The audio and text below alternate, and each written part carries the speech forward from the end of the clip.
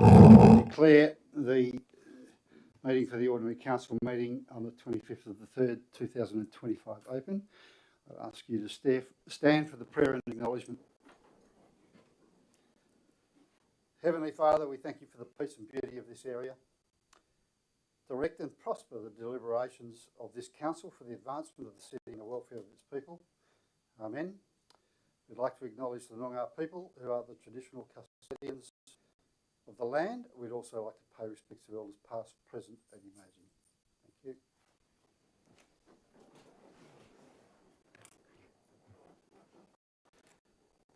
Record of apologies and leave of absence, Mr. CEO.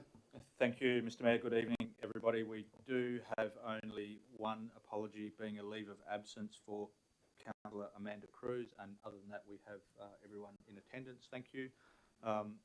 Just moving on to disclosures of interest, there has been one disclosure for this evening's meeting from the Deputy Mayor, Councillor Terry. It's in relation to report number CCS702, the nature of interest. It's a financial interest. I won't read that out. It's displayed on the screen, and just noting that Councillor Terry will leave the meeting for that item and won't vote. Mr. Mayor, I'll put it to you, elected members, staff that are present this evening. Is there any further disclosures to be made? No further disclosures. Thank you, Mr. Mayor. Thank you. Reports to members. Councillor McLean. Thank you, Mr. Mayor. I want to begin by saying thanks to my friends near and far for their happy birthday messages. Yesterday I had a birthday, and I am grateful for the love and support I feel. I think even Councillor Leonetti wished me happy birthday. Thanks, Mario. This is the first opportunity I've had to give a councillor's report since December, because I've been on leave. The leave I took was sudden and unexpected. I was asked to step up for a friend, Giz Watson, in the state election. And when Giz asked me, I was preparing to travel to Vietnam and Cambodia, where I visited Angkor Wat, the Chu Chi tunnels, and the killing fields, as well as villages for silk weaving and silversmithing, and with the Lunar New Year celebrations.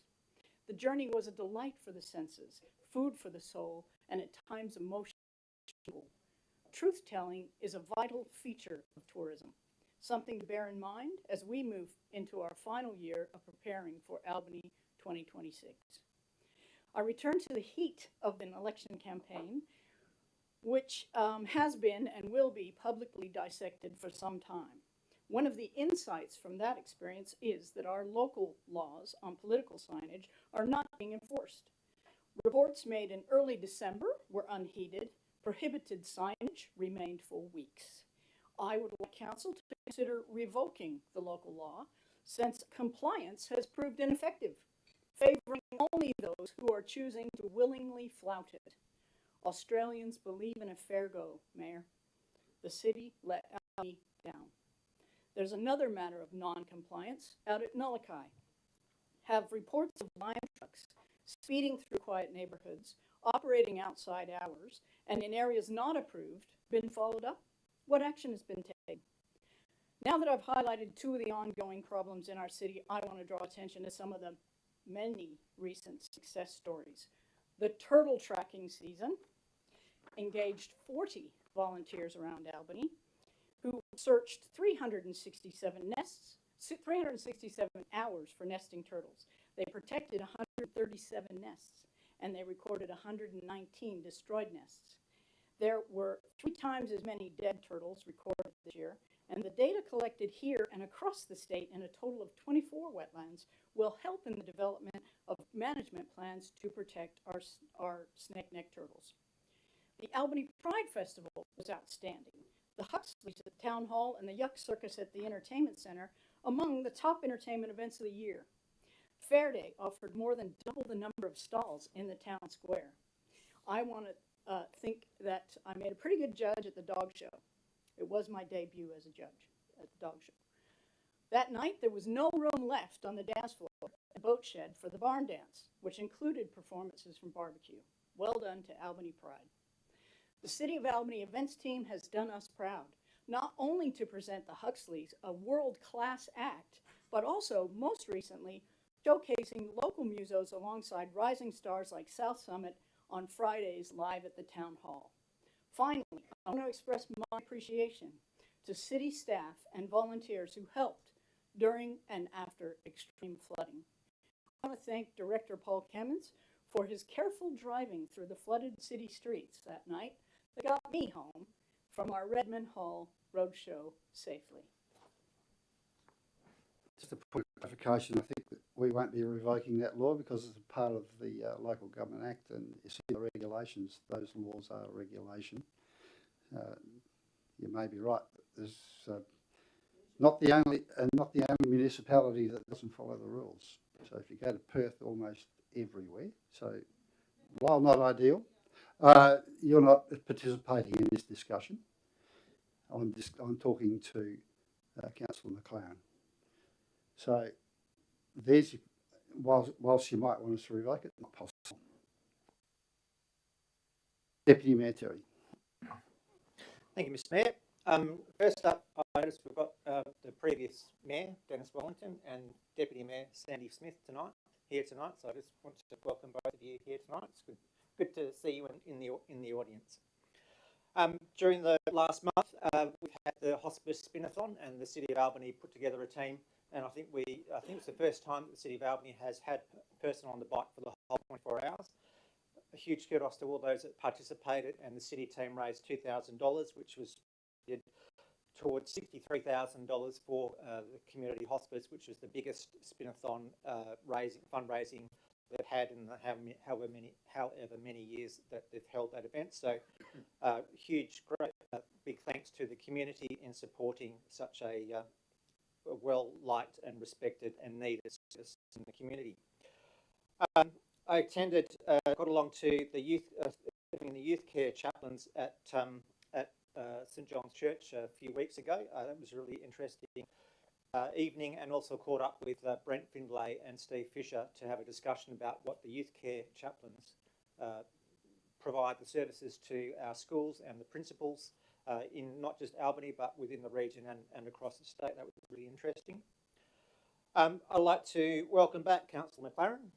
Councillor Bruff and Councillor from the state election. I'm glad we finally got a result, and I heard that the final declaration was this afternoon. So it's good to have almost full contingent back, and I hope we can all continue to work together really well over the next few months.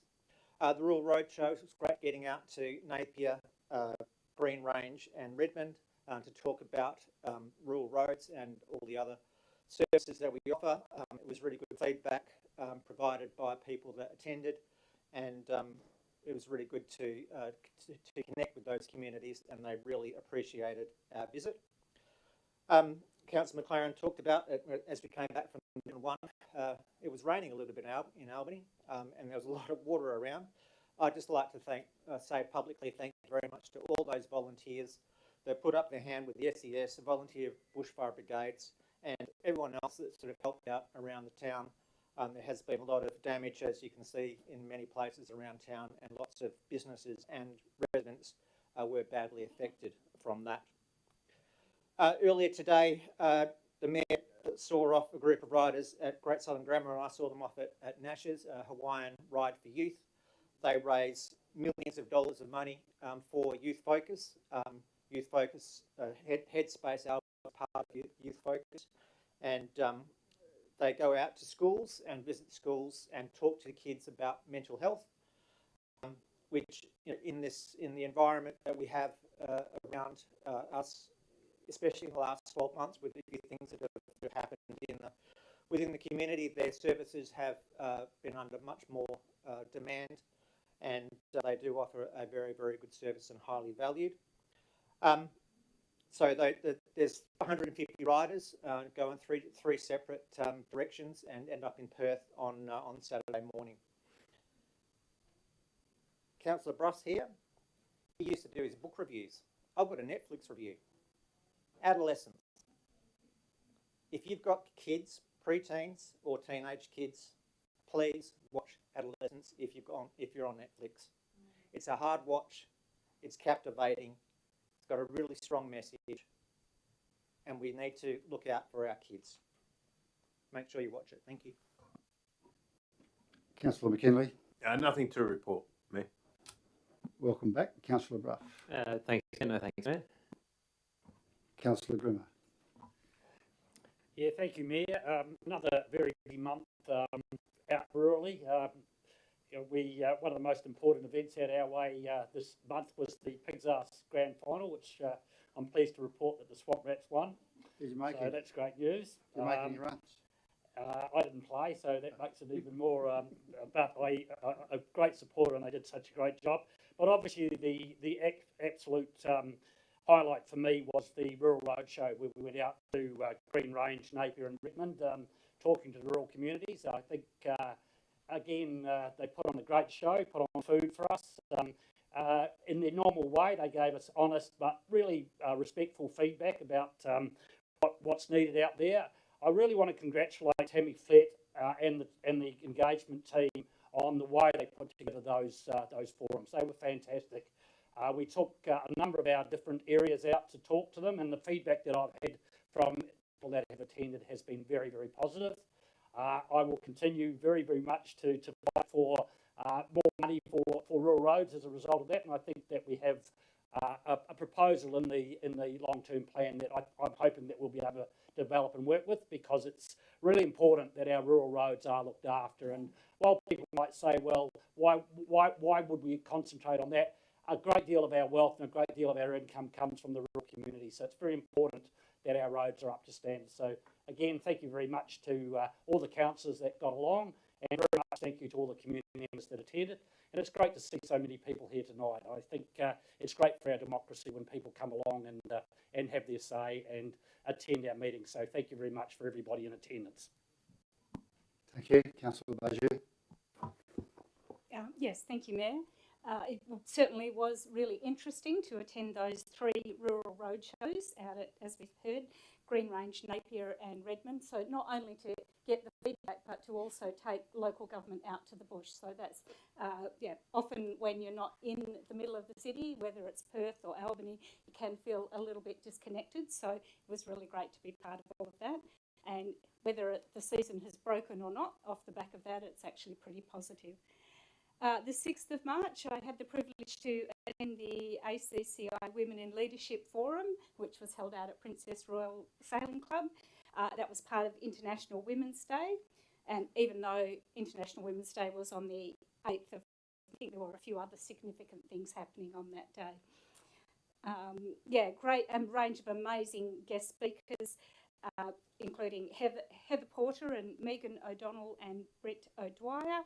And we heard from local leaders, so Jen Bain, Joe Talmadge, Ros Opaku and Rhonda Alexander. And yeah, it was really exciting, really timely, and Delma might even engage in a little bit of utilising AI, because there's quite a bit to be gained from that. 15th of March was attended the opening event for Harmony Week, and it's really great to see our community coming together, being inclusive, partying, having a great time. It was still a little bit overcast, but there were a lot of bright, shiny faces, a lot of fantastic range of entertainment. Last Tuesday on the 18th, it was a pretty warm day, so I ventured down to Binnalup, and to my delight, we saw the commencement of the construction of the surf reef. It was, really thrilling to see this great structure out in the water, which I've since learned is a backhoe dredge, aptly named Machiavelli. It's supported by 2 split barges, and there are tugs and loaders and diggers, and there's all sorts of exciting stuff happening in the port and at Binnalup at the moment. So very significant for Albany, and it's going to be really, really important into the future. Thank you. Councillor Trail. Yeah, thank you, Mayor. Firstly, just reiterating a few of the comments that have been around the table. Congratulations to all of the state election candidates, Councillor McLaren, Councillor Bruff, Councillor Leonetti, and of course to and former Councillor Stevens, and to our congratulations to our new local member, Scott Leary. So we'll be working pretty closely with him, I imagine, over the next 4 years. So well done to all of those people. Just a couple of different things, I guess, and thanks and congratulations to the people that volunteer for the cruise ships. We've had a really good cruise ship season this year. To my knowledge, I don't think any have been cancelled. I remember a couple of years ago we had a succession of cancellations that really put paid a lot of hopes and dreams of local businesses. This year I think we've had 16, certainly 16 are scheduled to come. We've still got one Friday, another one in May. 16 are due to come. That's a huge number, and it really adds a lot to our economy, to our city, the vibrancy.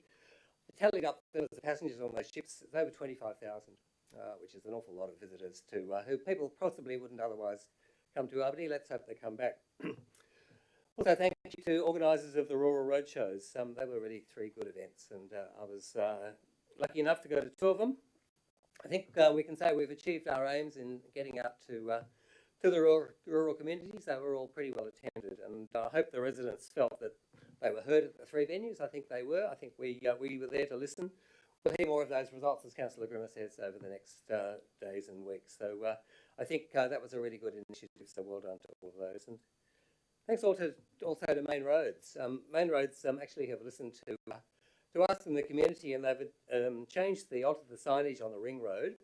No longer is the Lower Denmark Road lost in geography. It's now back on the sign. People can find the Lower Denmark Road. But, just seeing the number of trucks using the ring road and the lack of trucks using Chester Pass roundabout is really just justifies, I guess, that expenditure. Even though visitors, I think, are still directed to the city centre via one of the most dangerous roundabouts in the state. So it's maybe a work in progress that we need to actually direct people away from the Chester Pass Road roundabout.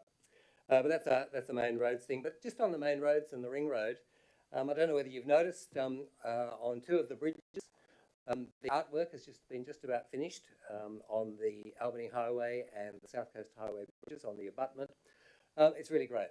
The worst thing is you have to slow down to actually have a look at it, which is sometimes a bit hard. But congratulations to the artists. Nikki Green, Glenn Hegedus, and Renee Brink has been working on that as well. So we're looking forward to the 3rd one starting on the Princess Royal Drive bridge down by the railway line, and the 4th one will follow in due course when that bridge is built on Chester Pass Road. So that's really an addition to our public art.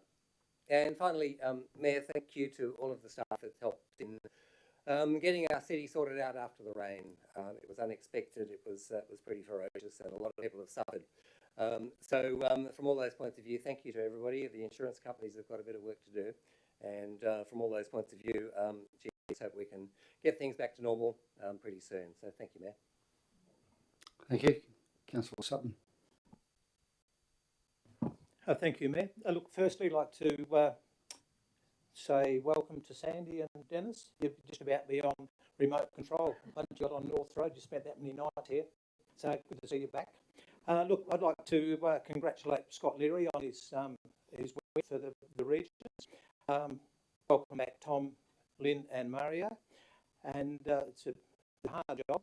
Well, not a job, but it's a hard thing to do. I've done it twice and I know exactly what you mean, and our mayor's done it twice, so we can appreciate the hard work that's gone in, and unfortunately didn't get the result, but he had the fight. Now, I've attended the 3 roadshows and they were fantastic, I thought. Even though the driving out to Green Range was a bit sus, we spent more time on the gravel, I think, Paul, than the bitumen, even though it's a bit skinny. But on one of the road shows, or just before I get there, actually, I'd like to thank Rebecca Stevens, Matt. In her 4 years, it's, in my opinion, that she has done more for Albany and brought more into Albany in 4 years than the previous member did in 20 or close to 20.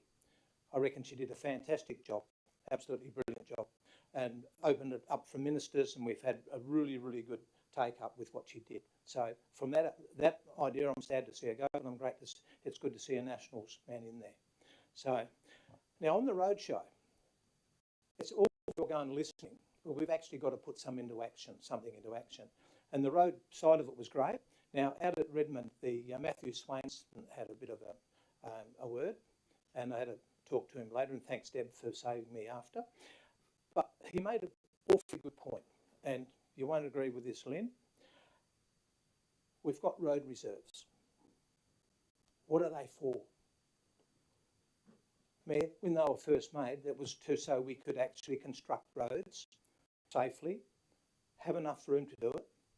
But then along the line, over time, they integrated ribbons, as I think they were called, as Matthew alluded to. And now they've morphed into wildlife corridors. It just seems to be ridiculous. And I did ask Darren Chester when I, in the 17 election campaign, brought him across to look at the Ring Road and the South Coast Highway, asked him his opinion, and he said it's the same Australia-wide. Ridiculous. We've got road reserves to construct roads to make them safe. And as a collective, we wonder why cars running off the road and hitting trees. So maybe in time to come, not too much time, we have to look and get back to using road reserves as road reserves. But other than that, it's been a pretty good month. Thank you. Just a gentle reminder, councillors, that you should refer to one another by your title. Councillor Leonetti. Thank you. Yeah, I've had a pretty good 2 months. I ran against my mates over there. It was good fun. I enjoyed it. It was hard work, but yeah, hopefully we put a few points across and hopefully someone demonstrate might listen. But yeah, I really enjoyed it. But coming back to reality, I had like 5,000 emails to answer to, and I haven't got to all of them, but I've messaged them all. But the biggest, two of the biggest things were the beach, like Cozy Corner and that, chained off during swimming lessons, which a lot of people weren't happy with. And I can understand where they're coming from. Getting down to the beach, I think we have to sort of have a look at that. I'm not saying too much about it yet, but a few emails on that. And the other one was our stormwater. How a lot of people rang me and asked me, what is our maintenance program? What are we? Because like we've made, like at Middleton Beach, for argument's sake, we build up the top, we build up the side, it becomes a dam. How are we structuring? Because everybody that builds needs to put up a 100-year stormwater plan. Well, I think we need to do it as council. How are we doing it to get that water out of there, like it's still in Terrace, York Street? When was the last time we did it up in York Street? I mean, I don't know, I'm just asking. People have asked me. I'm just putting it out there. Thank you very much. Thank you. You find that we do have a long-term asset management plan that includes drains, and a capital expenditure program that also includes drains on an annual basis. So have a look at that. You'll probably get your answer. Okay, welcome back, Councillor McLaren, Councillor Brough, Councillor Leonetti. Well done on putting your hand up, having a crack. And I'd also like to welcome in the room the former Deputy Mayor Smith and former Mayor Dennis Wellington. Okay, we'll move on to public question time. The rule's pretty simple. It's there's 30 minutes. We do have a lot of people who want to speak. There is an opportunity, perhaps if council agree, to extend that by perhaps 15 minutes. So there are a lot of people speaking on the same topic, and those people speaking to a topic on the agenda give preference.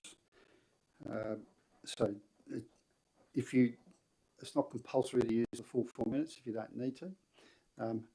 But we will try and make sure everyone's heard. So when you come to the microphone, the first person to turn the microphone on, please. You have 4 minutes. There's a traffic light system in front of you. When it goes amber, you're at 3 minutes 30. When it goes red, you're finished. Please state your name, address, and the item to which you are referring. First of all, John Lysart.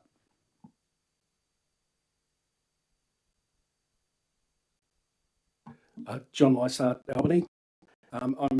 Good evening, councillors. Thank you for the opportunity to speak in favour of the Oyster Harbour Green project and about why increased community housing delivered through not-for-profit organisations such as Advanced Housing is so desperately needed. Albany faces a genuine and unprecedented housing crisis across the housing continuum. This morning, only 27 homes were available for rent in Albany and only 5 were listed at under $500 per week. The median weekly house rent in Albany was $550 in February this year, and the median weekly unit rent was $435 for the same period, a 10% increase in a year. With median house sale prices, the key driver of rental prices, reaching $582,000 and units hitting $380,000 in February, it's only going to increase further, and rental affordability has never been worse. Whilst these housing cost pressures affect everyone, they are most impactful on our community's most vulnerable. For example, for a single-aged pensioner or disability support pensioner earning the maximum available benefits of $680 per week, a median priced unit in Albany would take up 64% of their income just in rent. Another example is that for a young person on independent youth allowance receiving the maximum weekly benefit of $437, the Albany median unit rent equates to 99.5% of their income. Housing stress kicks in at 30% of household income. The simple reality is that low-income earners, people with disability that are unable to work, seniors and youth, are simply unable to gain housing in the private rental market. These tenant cohorts make up most of our existing tenant profile, with 40% of our tenants having a disability and 46% being over 55. Like the rental market more broadly, demand from these cohorts continues to increase rapidly. In March this year, the joint waitlist for social housing in Albany had increased to 527 eligible tenancies, or by over 20% in 14 months, and over 73% in the last 4 years. 25.4% of the people on the list are seniors, and 90.5%, or 456 tenancies, require small format housing. Historically, small format dwellings make up only a fraction of new housing stock, with only 4.9% of building approvals in the last 5 years being for units in Albany. This shows a complete disconnect between what is needed and what has historically been built. And AHL is seeking to address this through applying our resources to projects in multiple locations that focus on smaller format dwellings and meet the accessibility and energy efficiency needs of our tenants. Oyster Harbour Green is just one of these projects, with other sites being in or near the CBD, in Miramar and also in McHale. Our experience and approach in managing community housing has resulted in minimal negative impact on the community. Our prospective tenants are generally drawn from the joint waitlist with the state government and are subject to a rigorous screening process to ensure that the housing offered meets their needs and that the social fit based on age, background, household makeup, etc. is best matched to the location of the home. Prospective tenants are subject to interviews, rental history checks and financial capacity assessments to a level much higher than experienced in the private rental sector, which minimises risk. Where prospective tenants are assessed as being too high a risk, we simply do not house them.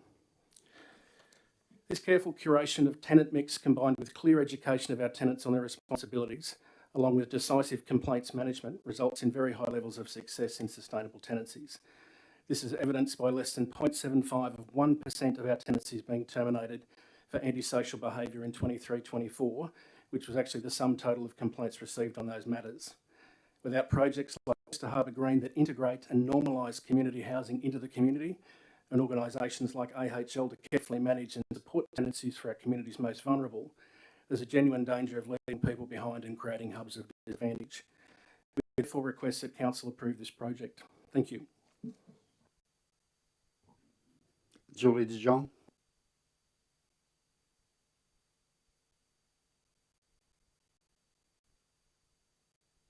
Thanks. Sorry, my name is Julie De Jong. I'm a local resident of Albany and Director of H&H Architects, the designers of the proposed new 36-unit development for Oyster Harbour Green, and I'm here to voice my support for this project. As many councillors will already know, I'm a long-standing advocate for finding practical solutions to homelessness and housing insecurity in our community, and I do this through my professional work as an architect and as a board member of both the Albany Community Foundation and the Albany Youth Support Association. Shelter is the most basic of human needs, and one which is becoming increasingly difficult to meet for those in our community who are at economic disadvantage. Since we prepared our feasibility study in 2018, focused on addressing homelessness in the Great Southern, I'm proud to say that I continue to work with those same service agencies and housing providers to make change. In this case, Advanced Housing is showing true leadership and investment in developing housing solutions for a diverse range of people in our community, including young people, people living with disabilities, and people who are transitioning along the housing continuum.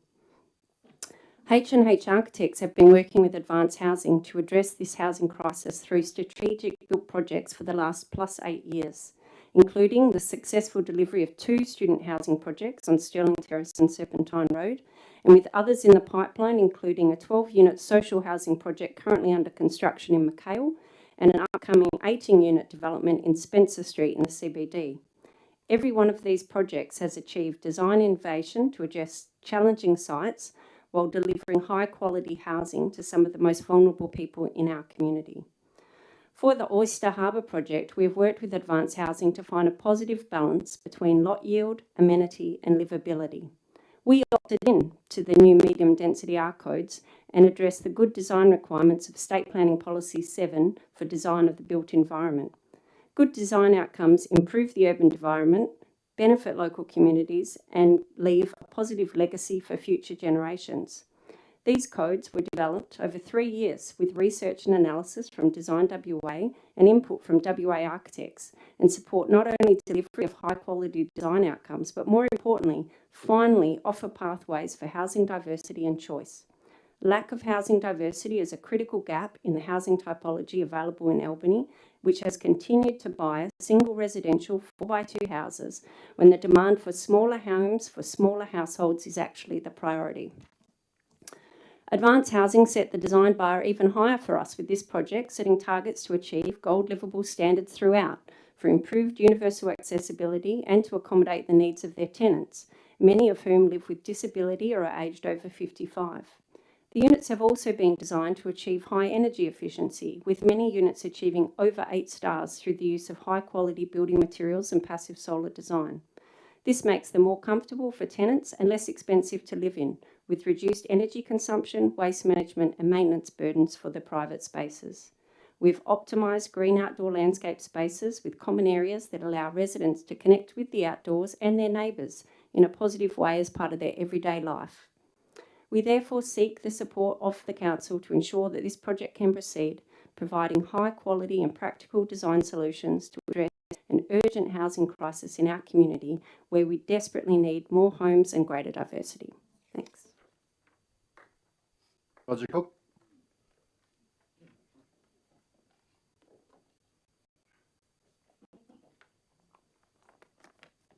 Thank you, Mayor. Councillors. My name is Roger Crook. I'm a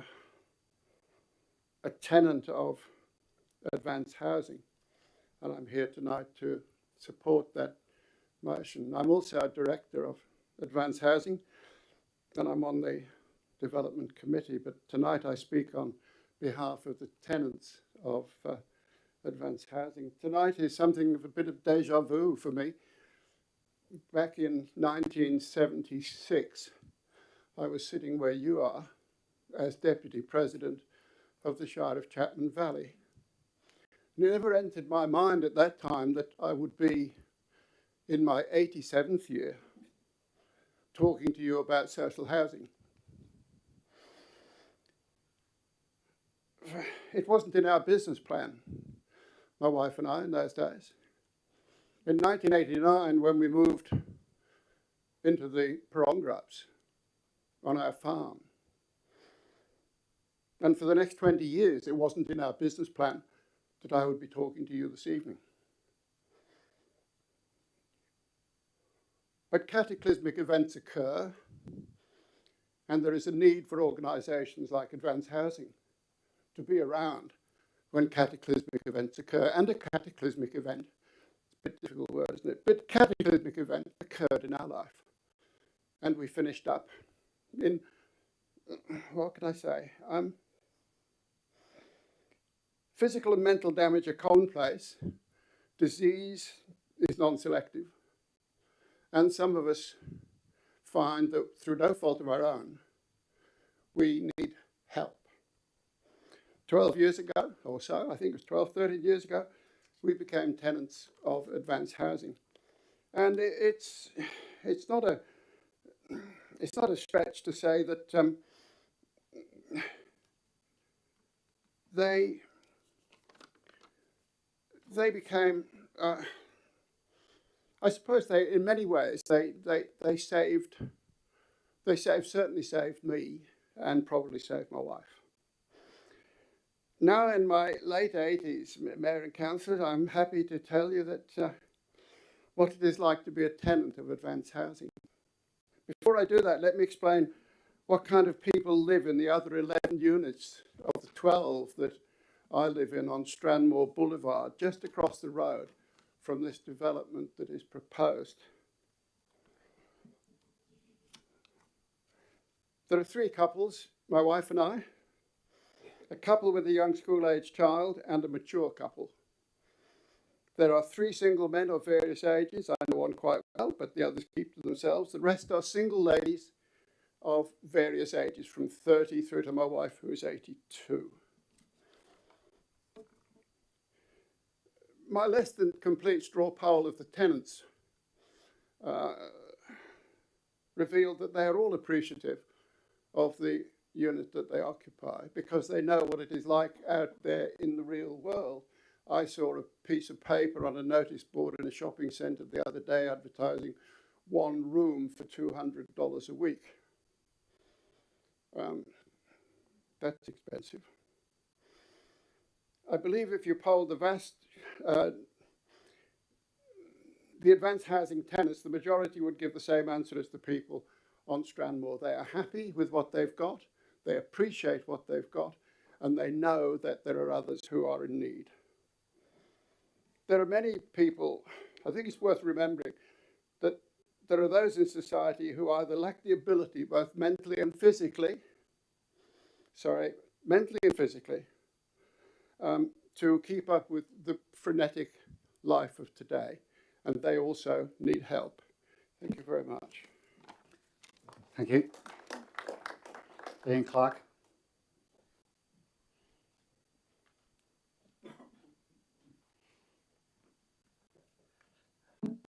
Good evening, councillors. Thanks very much for allowing me to speak. I'm just going to give you some quick stats, which I think are really important. Suburb. Sorry? Name, suburb and item. Oh, sorry. Yeah. Ian Clark, I'm the CEO of the Albany Youth Support Association in Albany, live in Albany.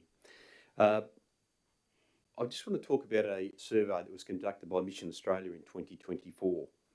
It was a national survey, involved 17,480 young people aged 15 to 19 years of age.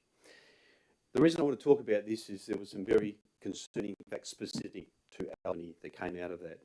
Of the 89 young people in Albany who were surveyed, housing was their biggest issue. 49% said housing was their biggest issue. There was a multitude of other things that were talked about, which broke it up, but 49% saw Albany as being, housing as being their biggest challenge, their biggest fear of not being able to achieve.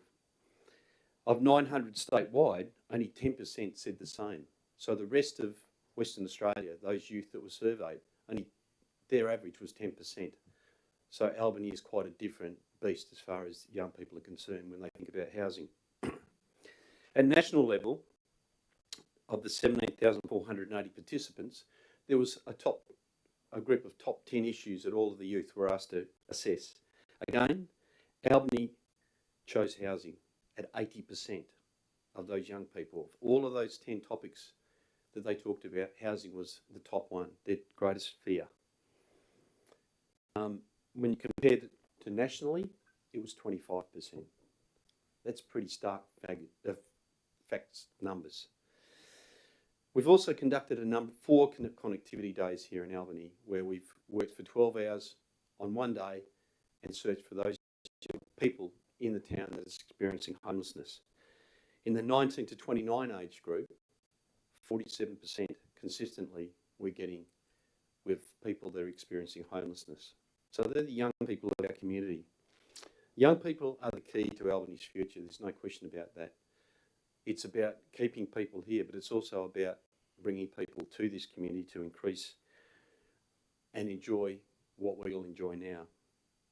We work very closely with Advanced Housing, we partner with them, so straight away there's a declaration, I've got a vested interest in them because we work with them to make sure that any young person that has accommodation with Advanced Housing is supported by our team, especially if they are somebody that experiences difficulties. But we work with them to make sure that they can achieve in that space. Advanced Housing are the only regional housing organisation showing leadership in Western Australia at the moment, and I strongly urge Council to consider this in a very positive light because I really think it will make a difference to what's happening to our housing situation in Albany. Thank you. Let's get that foyer project in front of us. Laura Alexander.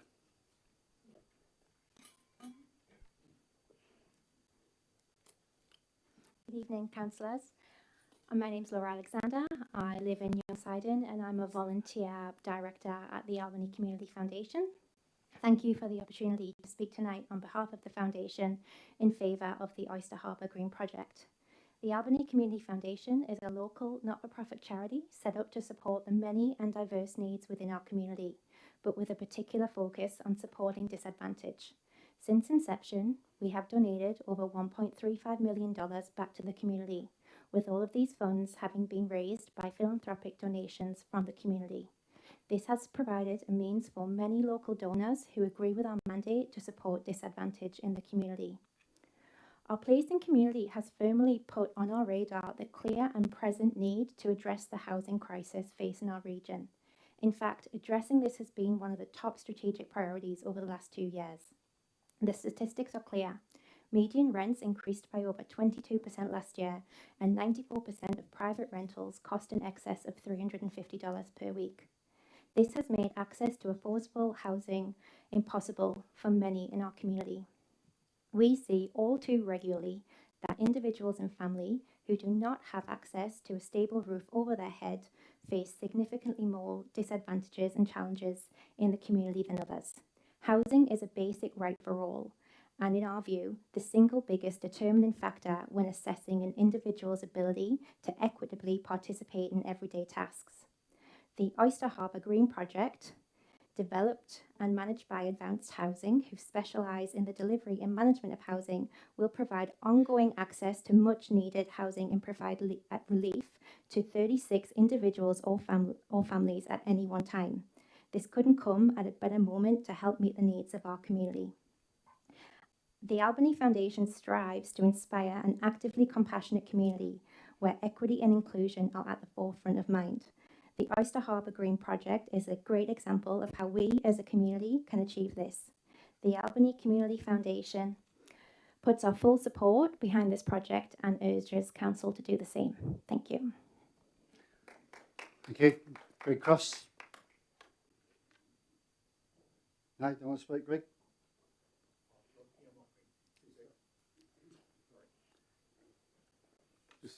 Outstanding.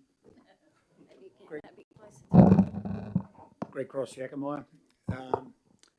Look, I'd just like to, first off, just announce I've only a new board member of Advanced Housing, and I was approached by them several months ago, and after recently retiring, I'd wasn't real keen on getting back into getting this whole grey matter going, and just wanted to sit back and selfishly, I suppose, just want to be part of all of my grandkids.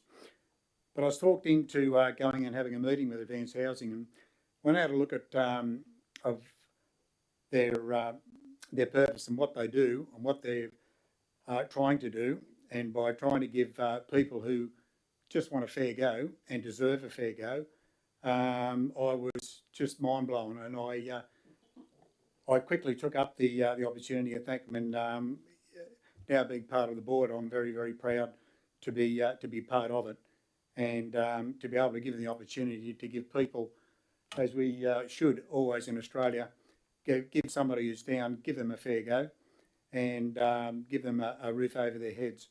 And I just think from the last meeting when I was here, I was very, very disappointed and somewhat saddened to hear some of the comments that were made about some of the clients of Advanced Housing. Because prior to becoming a board member and being a proud grandfather of 5 kids going to different schools around Albany, I was doing the school drop-off and school pick-up, going to the school sports. And I got to meet quite a lot of parents and grandparents. And as it turned out, some of these parents, but more so these grandparents who I'd met, were just such beautiful citizens of Albany, were actually clients of Advanced Housing, ironically. And I thought, what a sad thing it is to be able to sit here in that last meeting and hear what was being said about these people, which was totally untrue. Heard about a lot of those who are behind the petition. They said that there's a lot of names that have been signed about the petition. If what I was told, the facts that weren't true about these people, I'd probably sign that petition too. But the facts that were given to these people are far from the truth. And I think that people's opinions should be made by the facts, and not their facts be made up by their opinions. And all I can say is, in closing, You've heard from the story from Roger. He is an honourable citizen, an aged citizen who is certainly no threat to anybody, nor are the clients of those of advanced housing. Funny enough that I'd qualify to be part of an advanced client too, because I'm both aged and disabled. But I tell you what, I'm certainly no threat to anybody in the community, and nor are those that advanced housing clients are either. So I'd like to also appeal to the council for what's been said, that to give these people who need a fair go, and just do that, give them a fair go. Thank you. Thank you. Now, we're having a bit of a stab on some handwriting here. Is it Mr. John? Jervis John? No? Is there someone speaking on 431 that we haven't even got close to? No? All right, Sonia Emery?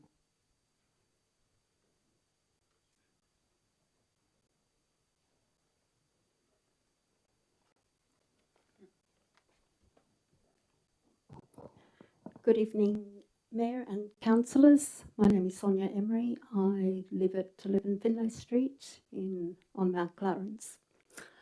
I acknowledge the Malang people whose land we stand on and pay respects to the elders past, present and emerging. Albany Community Environment Centre, I'm speaking on their behalf, I'm the Secretary.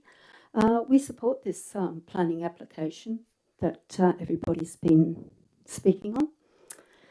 And I'm so impressed by the previous speakers who have presented really compelling reasons and excellent evidence why this social housing development is desperately needed in Albany. And I urge councillors to support it.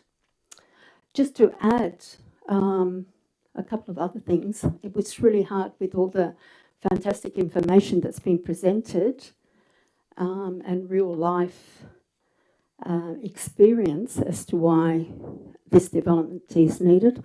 I'd just like to add that it's having multi-density development such as this, that it is more ecologically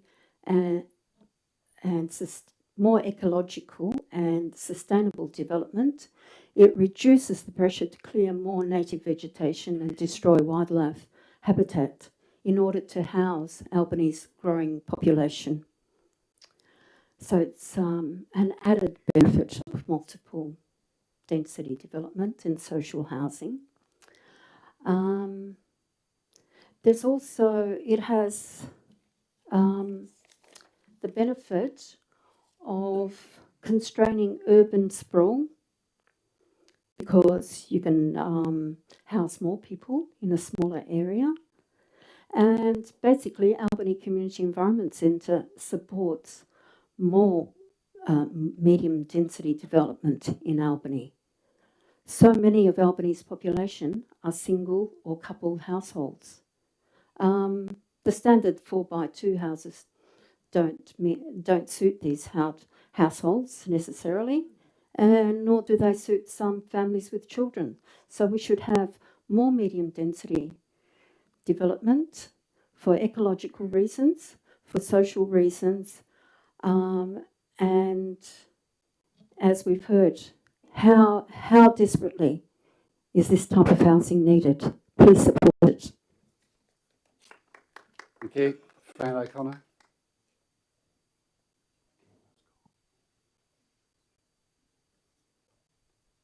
Fran? Dennis? Sandy? Sandy Smith?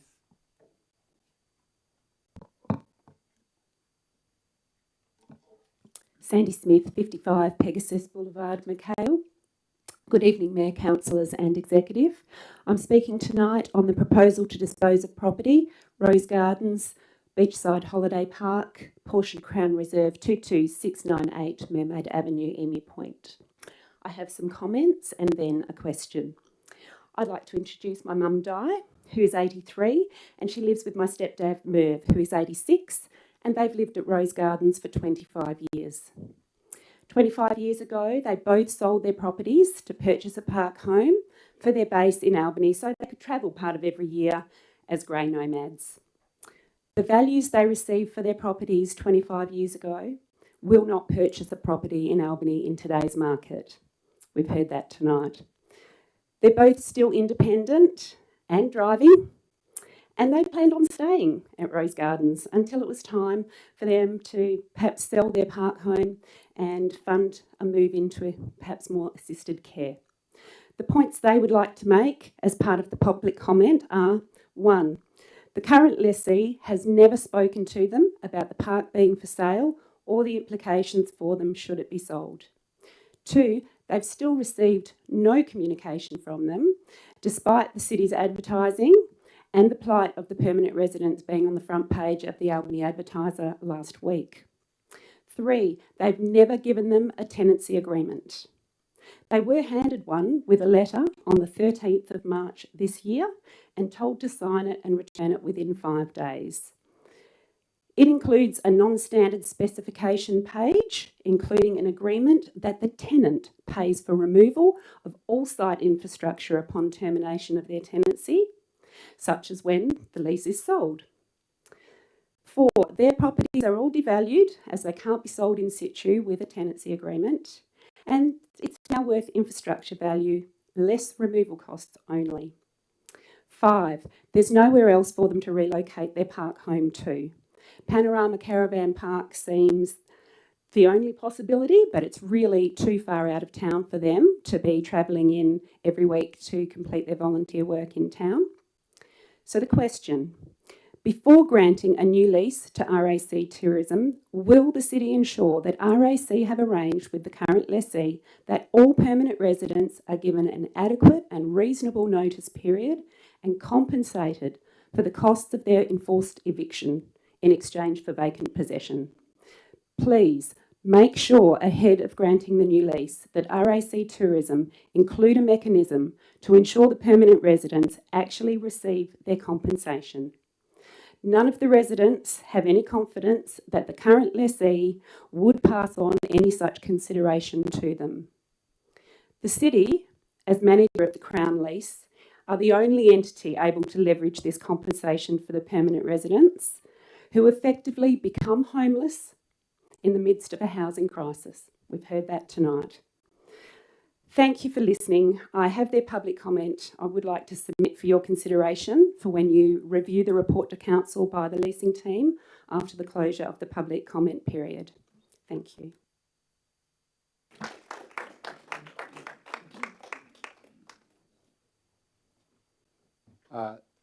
Thank you, Sandy. That report will come to council for the April OCM. Your comments are noted. We'll take your questions on notice and respond. Giva John, I think, would you like to speak?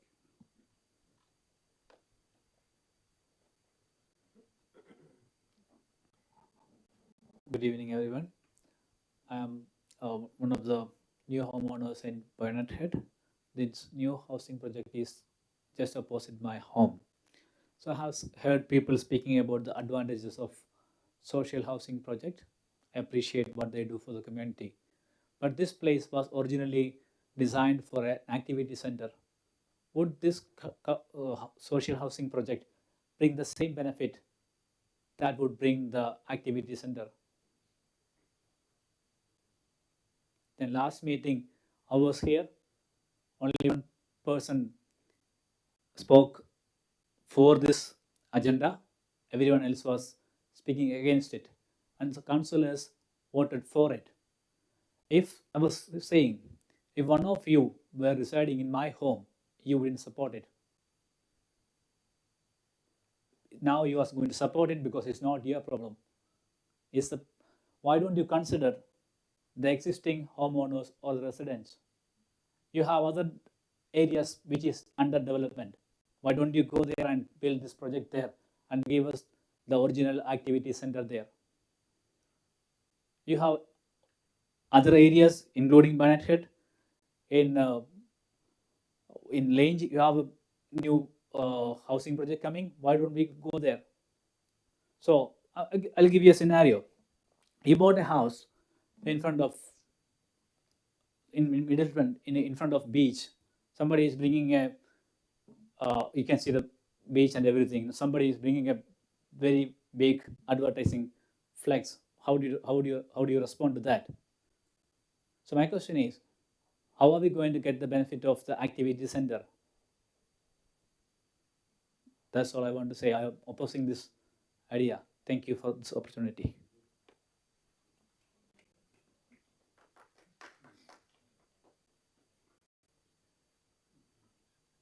Just a point of clarification, Mr. John, that the zoning for that was always including residential. It was a neighbourhood centre, not an activity centre. The activity still has an opportunity for a commercial activity in the remaining portion of the land that will remain vacant, but it has always had an intention that there would be high density housing in that neighbourhood centre.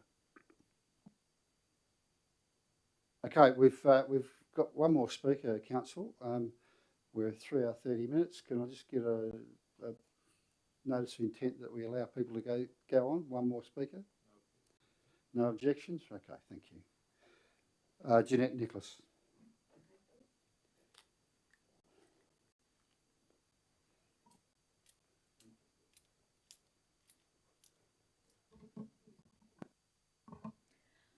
Okay, my name's Janet Nicholson. I live in Rose Garden Caravan Park. There is 26 residencies that are going to be evacuated or vacated. All of us are all going to be homeless. There's also shingleback lizards. There's giant skinks. They will get bulldozed. There's all the birds, all the trees will go. If you go to Esperance, have a look what RAC did. They put a bulldozer through there and wiped the lot out. There is also asbestos on the site. Hopefully you're going to keep an eye on that. And that's pretty much what I got to say. Thank you very much for your time. Thank you.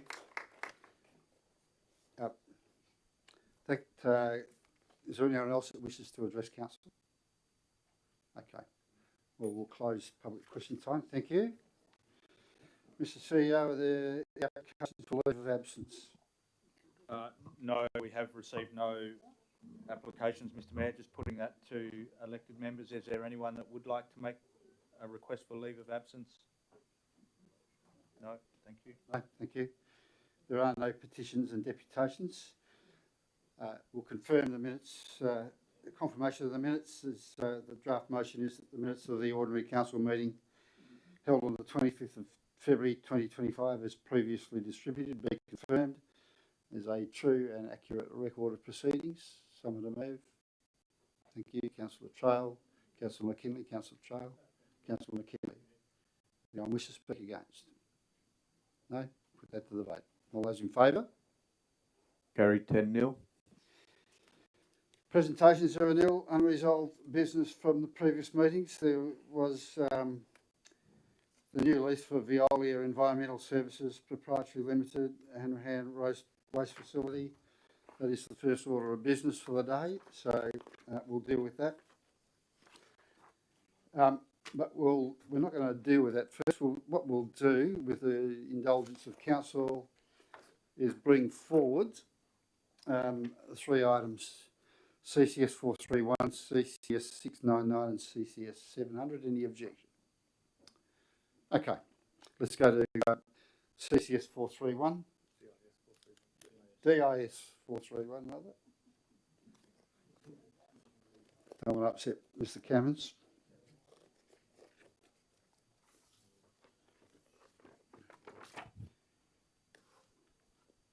Okay. DIS 431 multiple dwelling, 36 units. The recommendation which went to committee is unchanged. And it goes on pages 49 and 50 of 51 and 52 and 53 of your agenda. I am not reading that.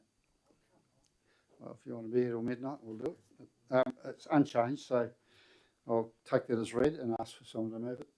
Deputy Mayor Terry, second. Councillor Trail.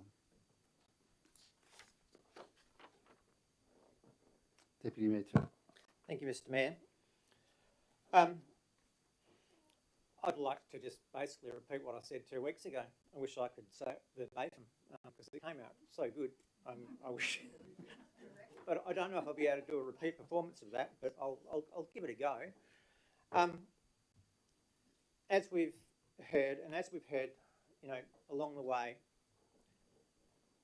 Albany is in dire need of 1 and 2 bedroom apartments, or 1 and 2 bedroom development units, whatever you like to call them. We have in our planning strategy and the planning scheme mechanisms to allow that. This land at Bayonet Head, Oyster Harbour, whatever you like to call it, has always been zoned R60, mixed commercial, mixed residential. And that is to enable a development such as this to come along. The development itself, the planning report, it meets all or most of the deemed to comply rules. There's a few variations that are detailed in the report. I've gone through them. I don't have any issues with them. There were a couple that I thought, what's that about? But I accept the variations. They're quite reasonable. Staff have recommended that we accept them and approve this development because it is, as John and Ian highlighted, and I think Julie even said it as well, about the high demand. And you know, there's 25%, I think it is, 25% of the demand on the wait list at the moment is for seniors 1 bedroom apartments, and double that, more than double that, singles 1 bedroom apartment. So, and 96% of the demand is for 1 and 2 bedroom apartments. We don't have enough supply. We need to fill that void. This development is going to do that. We also heard, there were a number of concerns, and we heard from Giva tonight and a few others at the committee meeting, that they were concerned about the cohort of the tenants.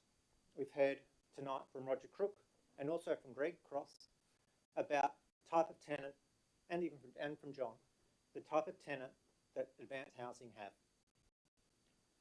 They're not, the tenants that are going to be in this development are not going to be Department of Communities tenants. They're going to be vetted tenants from Advanced Housing. John quoted the figure, I think it was 0.75% of terminations that it had to do, which is, I think it was only 1 in the last, I can't remember exactly, in the last 12 months or a longer period. The type of person that's tenants for Advanced Housing is the type of people like Roger Crook and Greg Cross, if he wasn't so financial. And you know, 40% of the tenants are those that live with a disability, and what was it, 69%, 35, 46% are over 55. So the concerns within the community about social cohesion and social problems are not likely to occur. It's actually not a matter for consideration. We need to judge this development on its merits and what's in front of us. And what's in front of us meets the deemed to comply rules. It's highly needed. I urge everybody to support it. Thank you. Councillor Chung. Yep, thank you, Mayor, and thank you, Deputy Mayor Terry, for taking on all my good points. I thank you for also accepting this, me seconding this, because I didn't get an opportunity to speak on this at committee because I was sitting in your seat in the chair. So it's good for me to actually articulate a few of those things that Deputy Mayor Terry has said. Look, we've really got just a quasi-judicial role in this situation. The development is compliant with those variations that the Deputy Mayor has outlined, but as far as they're concerned, they meet the guidelines. So we really haven't got much wriggle room to move on this, but we don't need wriggle room anyway, because really We do, as the Deputy Mayor pointed out, we do desperately need this type of housing. And I know Councillor McLaren has gone on about medium density and high density housing in the past. This is the sort of housing I think that we need. We don't need the big 4-bedroom, 2-bathroom houses anymore, because Australian families are shrinking in size and households are shrinking. So, and not just in Albany, but nationally. So this actually meets that need, and I think the design to me looks really nice. It's the sort of development that you'd like to have in your area, I would have thought. It'll bring life to the area. It'll bring older people. It'll actually increase that cohort of older people into the area. You won't get a big build-up of traffic. These are 1 and 2 person households. They'll have one car probably, and bikes. I would like to think they'll have bikes as well. So from all those points of view, I think Advanced Housing we're just very lucky to have an organisation like Advanced Housing working in our space, and the people like H&H Architects and the Albany Community Foundation support that. So from all those points of view, we should be grateful. And I take all of the comments that we heard, probably mainly at committee meeting. I take them on board, but I think a lot of those are fears that we don't actually, we won't meet. I think people are jumping at shadows. I think people, in some cases, have been misinformed about the possibilities of shopping centres and neighbourhood centres and such like. It was always, as the Mayor said, as you said, Mr. Mayor, it was always a possibility, a likelihood that this was going to be housing, and that's really what we need. So from all those points of view, I'd like us to support this. There could have been 60 dwellings on this lot. The proposal is 36. So from that point of view, they're well spaced. The medium density development is really desirable. And as Mr. John said, well, why can't we build it somewhere else? Well, it's actually an availability of land situation. The land has been bought by Advanced Housing. They have a right to actually develop that land, and they've actually done that, I think, really well in this proposal. And as the Deputy Mayor said, they've got an impeccable record in screening their tenants. They go through their tenants. You've really got to be well behaved and have a really good track record to actually be an Advanced Housing tenant. And once you're in there and Advanced Housing, you stay there because you behave, because you know that you're on a pretty good wicket there. So I think from all those points of view, I don't think the residents of Baynett Head have got anything to worry about. I think it will enhance, not detract from the neighbourhood. And from all those points of view, it'll fill a lot of those gaps that we've got in the housing market now. So well done to the proposers, to the proponents, and to the planning team for working with them. And I urge you to support the recommendation. Thank you, Mayor. Do we have a speaker against? Councillor Bruff. Thanks, Mayor. Look, I'm taking the opportunity to just speak on behalf of a group of people. Look, there are good people in this community who don't want this development to go ahead. They're worried that it will result in their neighbourhood changing in ways that reduces amenity or invites problems. And it is fair to be worried about this. People are not bad people for having these sorts of concerns. Nobody wants to see their neighbourhood change in a way that reduces amenity or invites problems. Many people have told me quietly and seriously that they've seen what happens when public housing is mismanaged, when people are driven out of their homes by neighbouring properties that become unsafe or unpleasant to live next to. And I take that very seriously. But it's important to be honest about what can and can't be done through local government.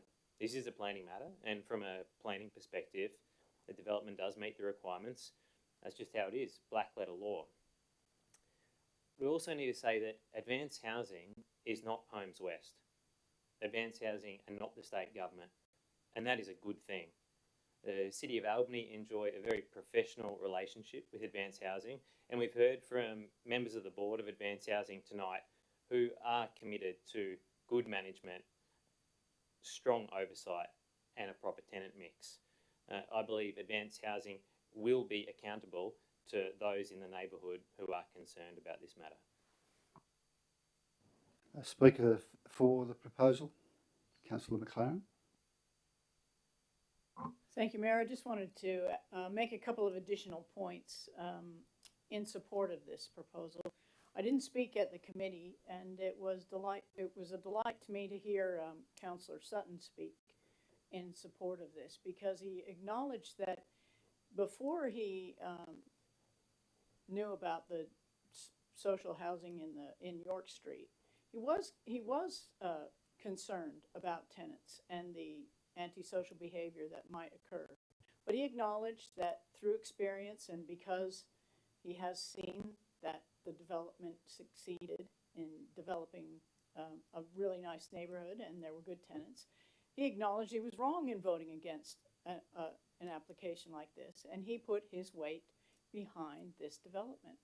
And I think I'm encouraging people to hear his wisdom in this, because my own experience of living for a long time in Fremantle, where there are many community housing providers, is that they do create great neighborhoods. They have that added ability of being well managed by the community housing providers. Sure, there are people that have been vulnerable at times, at a time, and they needed security of tenure. And thank goodness we have a housing system that allows that. And we're not just stuck by private providers or state housing. And we have this ability to attract philanthropic funding and attract private investment into housing the most vulnerable in our community. This is one of the solutions that we have to this problem about affordability in Albany, housing affordability. Young people find it hard to get in. Older people, like myself, single women on their own, are the highest number of people looking for small houses. So if we don't have community housing providers like Advance, who are prepared to work with local councils, as you can see from the long list of conditions that they've agreed to deliver good developments and to make that commitment to our community to have successful tenancies, then we're going to be struggling to really meet the needs of the community here in Albany into the future, and even immediate, as the stats from that Ian Clark gave us, showing the immediate stats that are available. So we know there's a need. We have a great relationship that seems to be developing with Advanced Housing. They are answering the need that we have for some affordable housing. I know there is a greater need. And they're taking that extra step of management of tenants.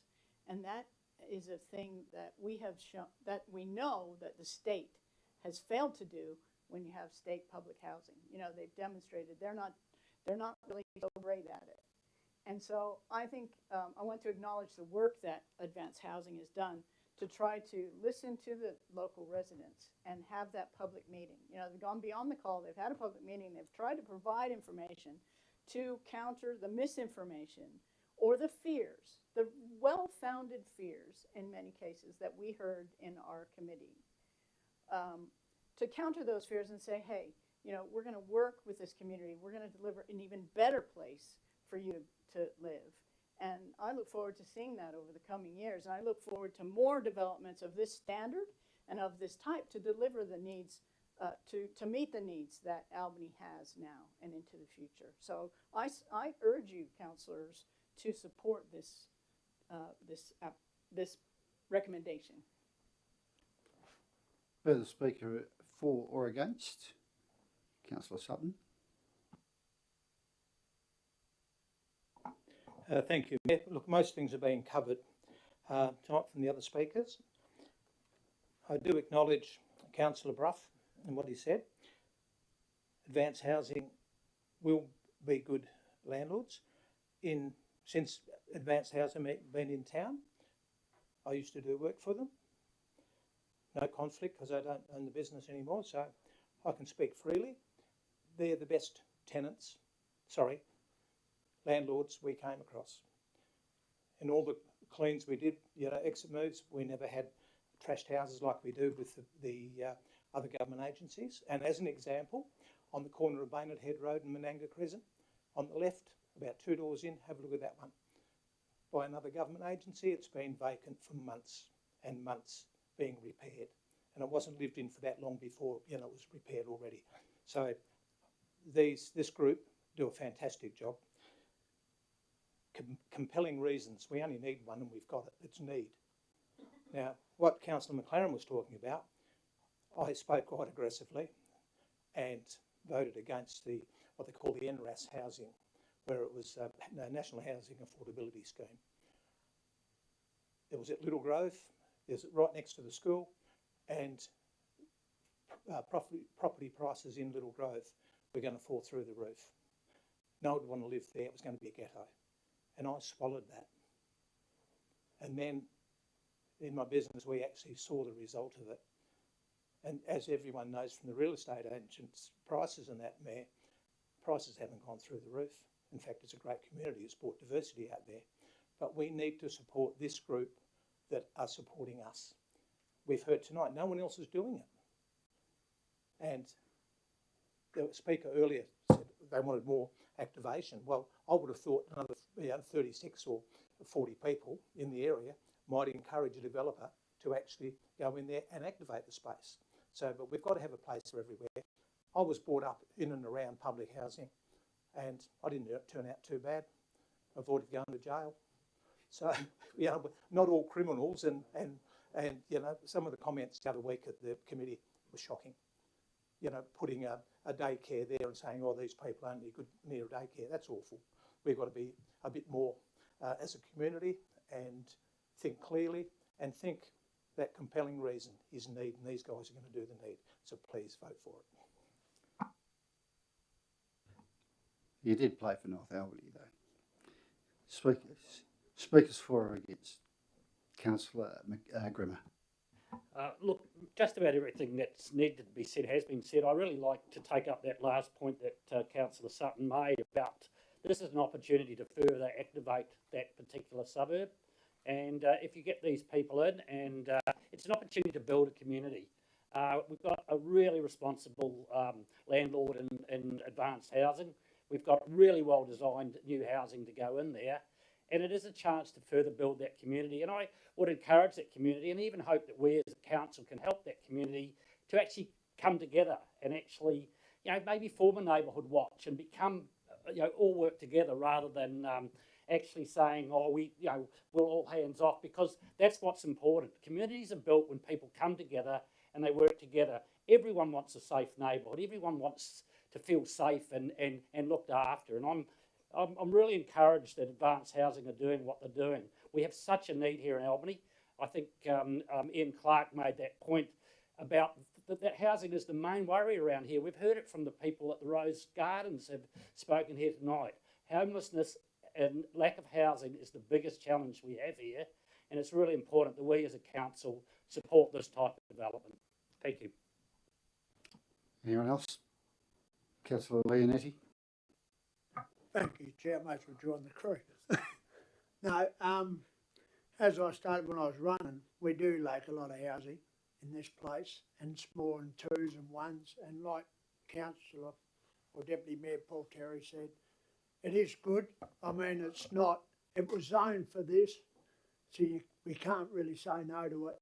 I mean, if it wasn't zoned for it, and you're going to put it in at Middleton Beach or something like that, and it's not zoned, well, they've got a fair fight. But as soon as they're zoned for it, I think we really need it. And we don't have enough blocks. We don't have enough houses. We've got to look at reality. And it is for, like they were saying, the older people and the less, you know people. So I think we've really got to get behind it. We need more of it, as far as I'm concerned, because the next 3 or 4 years are going to be very bloody hard. So the more we can get out of this, the better we are. Thank you. Thank you. Anyone else? No? All right, so Councillor Deputy Mayor Terry, you have a right to reply. Thank you, Mr. Mayor. Thank you, everyone, for your contribution tonight and 2 weeks ago. Yeah, Councillor Bruff, we hear what you were saying, and we heard some of those people present to us 2 weeks at committee, and explained earlier about whilst it's not really the concerns that residents have out there is, unfortunately, under the planning laws and how it works, is not really a matter of consideration other than the amenity side. Councillor Sutton and Councillor Grimmer I'm glad you brought up the activation of the area out there, because that's one thing that I forgot to talk about. And with the daycare centre, which I opened in the last month, I didn't get time to talk about that earlier. But having that daycare centre there and these 36 units is going to cause further development on the rest of the block. I understand it has been sold recently, but I don't think we know who that is and what their plans might be. But whoever's bought it, and I think there's some scuttlebutt that it's going to be a petrol station, but that's the usual scuttlebutt that happens around potential developments around Albany. I don't think it's going to be a petrol station. But the whole thing is it's going to activate that area, and so the residents, they hopefully won't need to go down to the Bayonet Head Shopping Centre to go and get their milk and eggs and whatever. Maybe it's an opportunity for your nephew to open another IGA out there if he wants to. But the thing is, it's going to cause some extra development there. The development itself is badly needed. We need to support this. We've heard from those in support of this and the dire need. It meets the deemed to comply rules, other than a couple of little things, but they're fine. Urge everyone to support. Thank you. Thank you. Right. So the motion is that the council resolves to issue a notice of determination granting development for an approval for multiple dwelling 36 units at lot 955 Strandmore Boulevard, Bayonet Head, subject to the following conditions which are attached. I'll call for a vote. All those in favour? Carried 10-0. C699,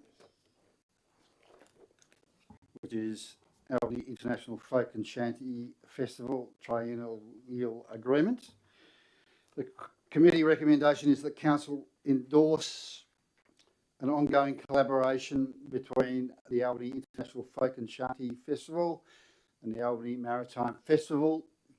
Authorise the CEO to enter a triennial funding agreement with the Albany International Folk and Shanty Festival 2025 to 2027 for cash sponsorship of $30,000 per year to support the collaboration. Approve use of the Town Hall in kind for the Folk and Shanty Festival for the term of the agreement, and for amend the budget to increase budget for GL 11613330 ALAC Swim School income from $660,000 to $690,000, and increase the budget for GL 17377070, which is major events attraction, from $20,000 to $50,000. Someone to move that, please. Councillor Trail, Councillor McLaren, Councillor Trail. Yeah, thank you, Mr. Mayor. This event is it's pretty close to my heart, and it's one of those development events, I suppose, that we've seen over the years turn from a small sort of niche bucket of bearded large blokes down the pub singing shanty songs into a major international event. And it's the vision of people in our community who have actually done that.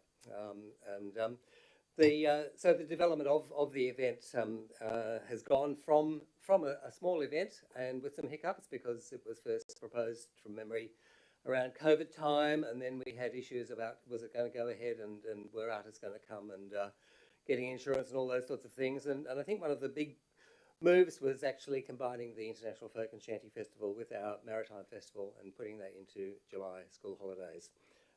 Shanties and folk are best sung inside. July in Albany is the best time to be inside. The two go really well together.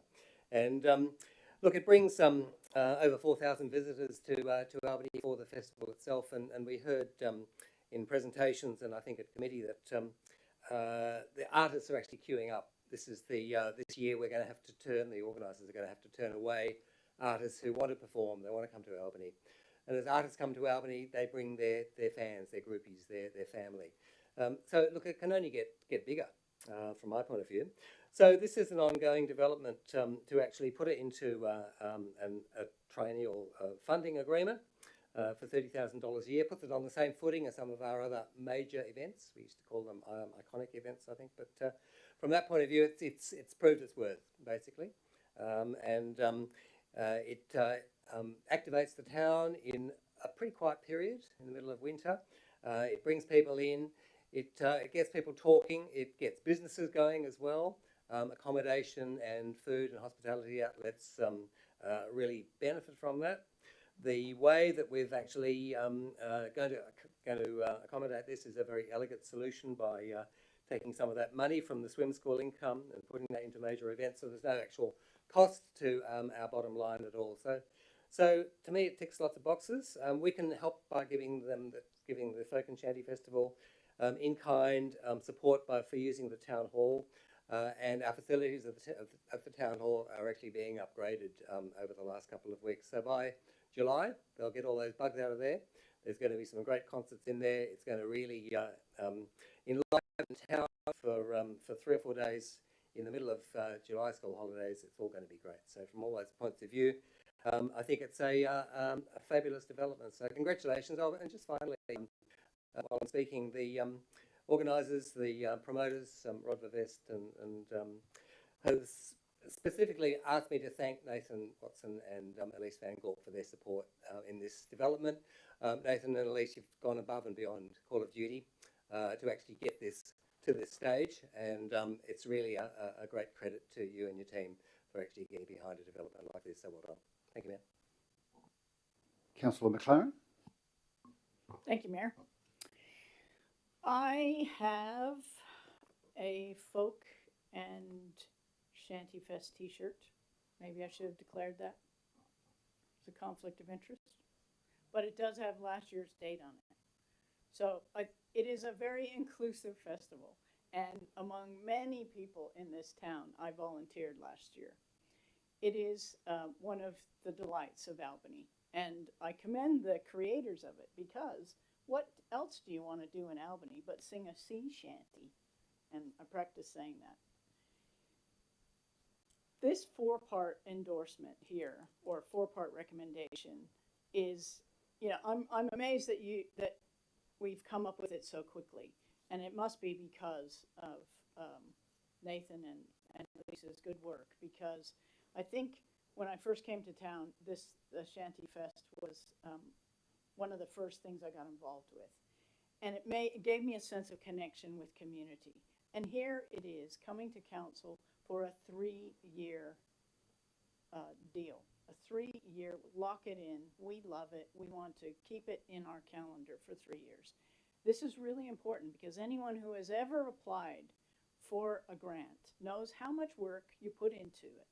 And so half of the year is actually spent trying to find funding to put something on. Then you put something on, and halfway through the event, you're really looking for something, funding to secure it for the next event. So having a 3-year event is critical to sustaining the performing arts community in our town, and to keeping this festival alive and continuing into the future. I'm also a fan of the Bridgetown Blues Fest, and the Bridgetown Blues Fest really enlivens Bridgetown. The entire town is basically taken up by visitors, and I have seen the success of it in a regional community. This, as Councillor Trail said, this festival attracts 3,000 attendees, and we know that it has benefits to the economy, because the financials are sitting in front of us right now. We know that people spend $76,400 on this, and the total income of the festival is $86,987. So we've got the evidence before us that it not only has a good financial impact, but it has a social impact. It has benefits, as I indicated earlier, to mental health, because so many people get involved. So many people feel like it's part of their gig, you know. They take over the town. The whole town is filled with people who are singing folk and shanty things. It is the best vibe ever. And councillors, if you have not yet participated, please get involved and come along. And if you have some advice about which act to see me, because I've seen a few of them now, and I'll put you in the right I'll give you a good recommendation. But when they came up with these figures, I think it helped any councillor that was in doubt about how we should support this into the future. Because it says the average individual food and drink spend by festival visitors is $135. Now that's just not just people who are coming from out of town are going to spend more than that. That's probably what I spend if I live in town. It says that 9.8 hours are spent at going to the events. So not only should we support this because of the social benefits to our town, and to the benefits to the Maritime Festival as value adding to it, but it makes a good economic sense to support the Albany International Folk and Shanty Festival long into the future, and we'll start with 3 years. Anyone against? No? I'll put that to the vote. All those in favour? Carried 10-0. CCS 700. There are 3 recommendations there for community sporting and recreation facilities fund and club night lights. Question? With your indulgence, I'd like to exit the meeting. I just had a message that buzzes Sure. up on Facebook. Wandered off, and it's a baiting program out near where I live. Okay. Yep, thank you. I just got a poisoning, 1080 poisoning.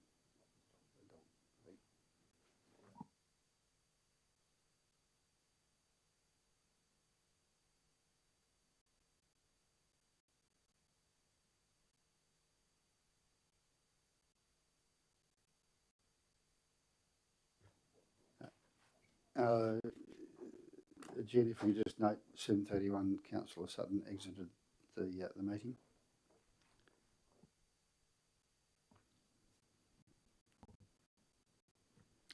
Committee recommendation 1 is that Council rank the 1 application for CSR, the left small grant application 2025 funding round in the following order. A, Albany Athletics Club new and improved jump facilities for Great Southern athletes ranked 1 of 1. Someone to move.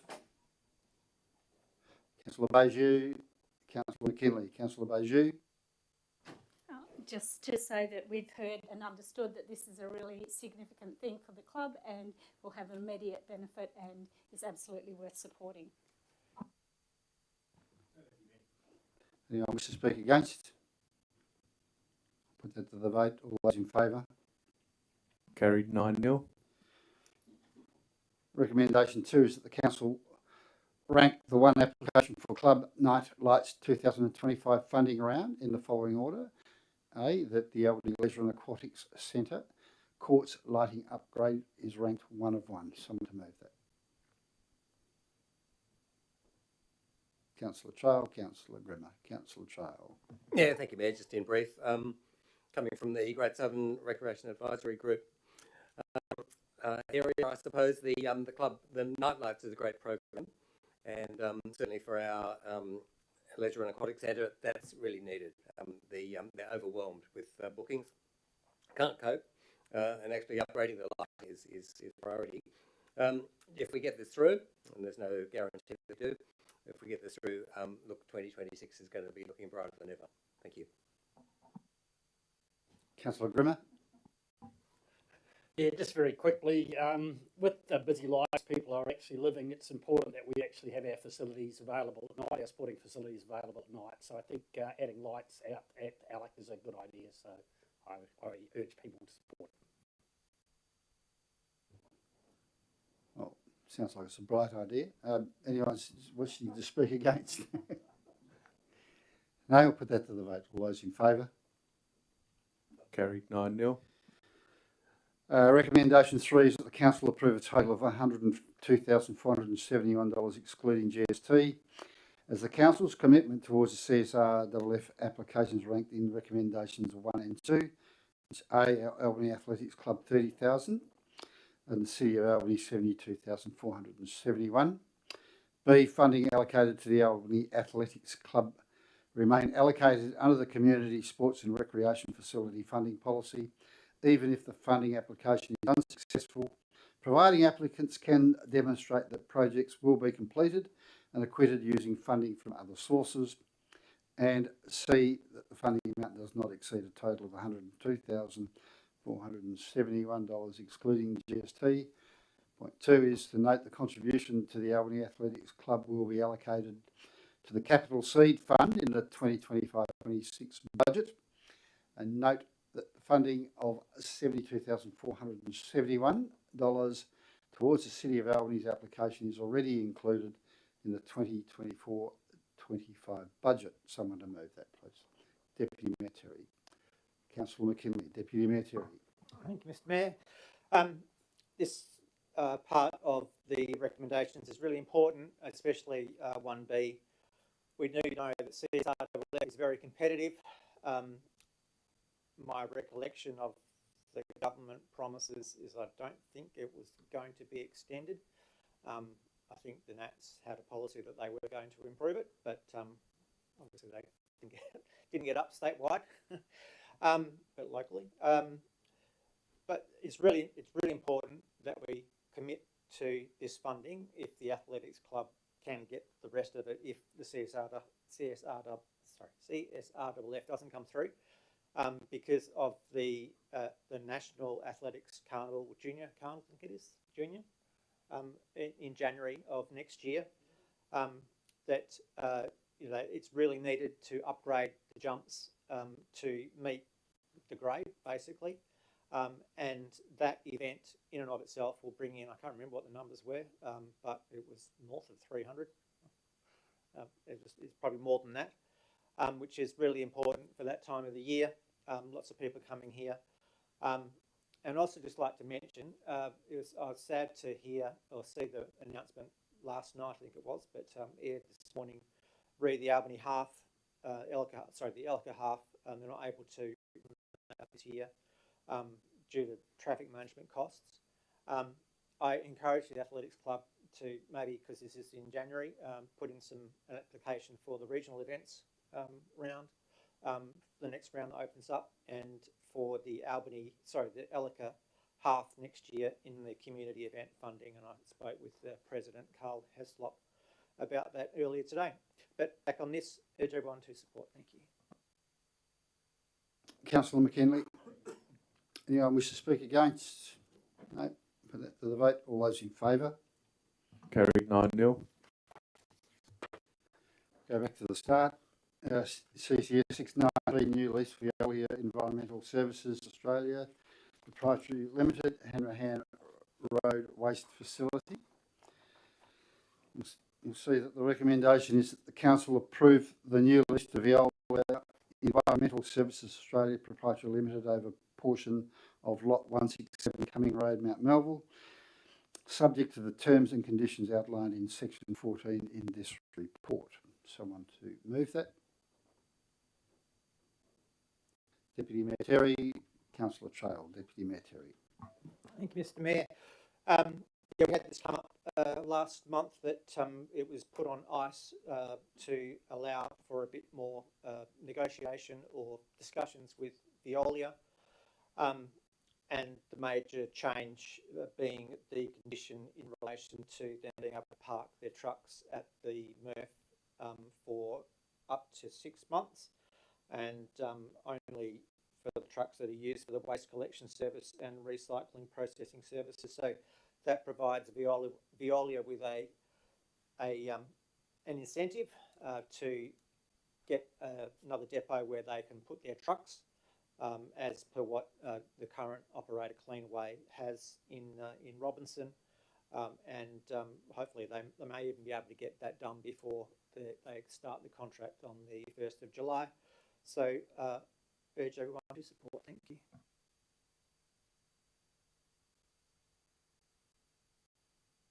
Councillor Trail. Anyone against? Anyone wish to speak against? Councillor Leonetti. Well, it's not really against. With that 6 months, as the lease is only a peppermint lease, are they going to pay more for the 6 months, or are we just giving it to them for nothing to park their trucks there? That's the question. Do you want to answer Thank that, you, Mr. CEO? Mr. Mayor. It really is just an incentive while they're picking up the contract for the first time. They're in the process of looking at taking out a longer term lease on a permanent depot. And I think by allowing this condition in the existing lease, they can commence the operations purely for the City of Albany contract whilst they negotiate and put in place a longer term position around a depot. So it's really just a special condition that will allow them to take up our contract and support our position.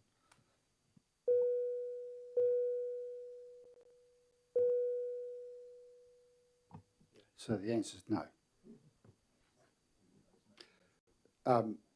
We're not in committee here. If you got a, do you want to speak or do you want a point of clarification? Okay. All right. Anyone else wish to speak for or against?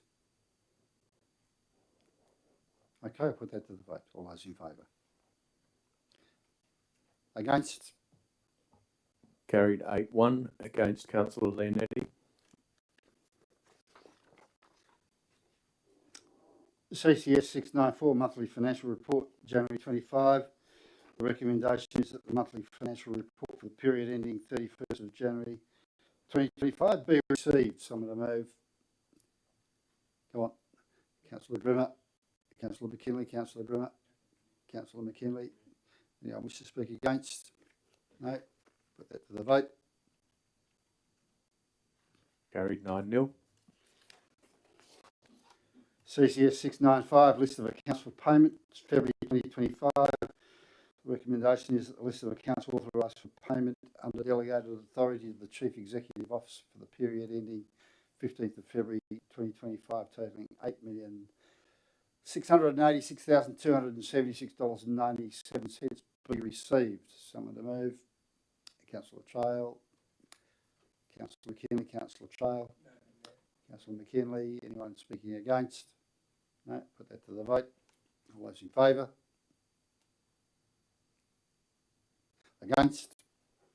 Carried 7-2 against Councillor Brough and Councillor Leonetti.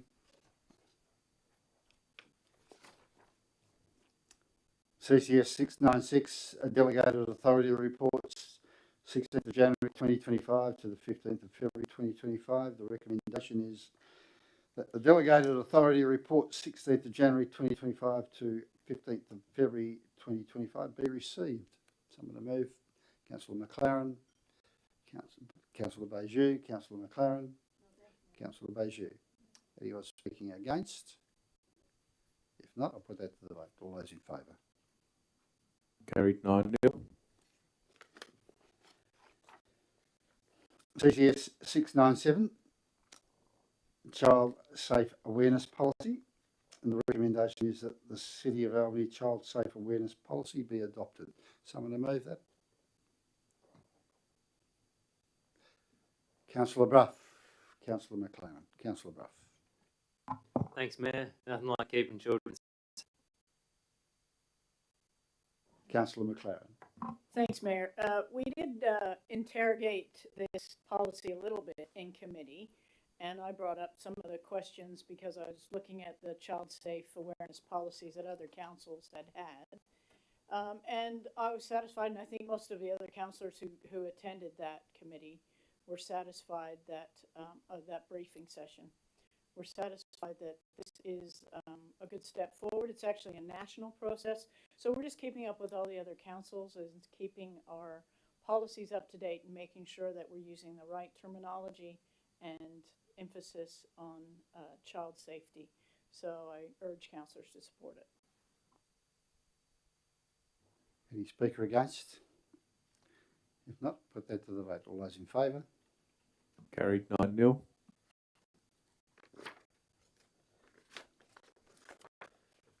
CCS 698, Communications and Engagement Strategy Progress Report, and the recommendation is that the City of Albany Communications and Engagement Strategy Progress Report for Q4 of 2024 and its endorsement by the Communications and Engagement Advisory Group be noted. Councillor Grimmer. Councillor Bijou, Councillor Grimmer. Yes, thank you, Mayor. As one of the committee members for the Communication Engagement Advisory Group, I think this group's undergone a really good transformation over the last few months. We've got a new lot of people on our committee that are very important, and the Rural Roadshow was actually sort of almost developed by that committee, and a lot of great advice was provided by that committee. The actual reporting, progress reporting, is a lot more streamlined and a lot better. So I'm really happy with this group, the work this group's doing, and I just am happy for this report to be noted. Thanks. Councillor Baget? Anyone speaking against? Put that to the vote. All those in favour? Carried 9-0. We've done 699. We've done 700. CCS 701 rate debt recovery.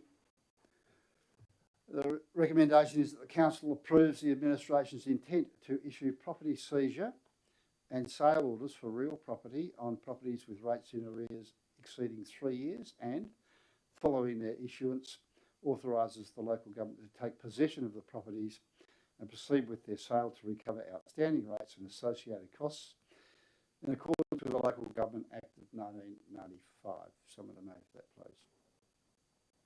Deputy Mayor Terry, Councillor Trail. Deputy Mayor Terry. Thank you, Mr. Mayor.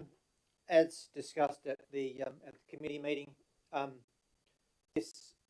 we don't like to do this, and we don't want to do this, but by doing this and having that intent to issue property seizure and sale orders for real property for those that have rental rates arrears for more than 3 years, usually motivates them to pay their rates, and that by not paying rates, they're getting services from the city, they're not paying for them, and all the other ratepayers are subsidising their services that they access to the city.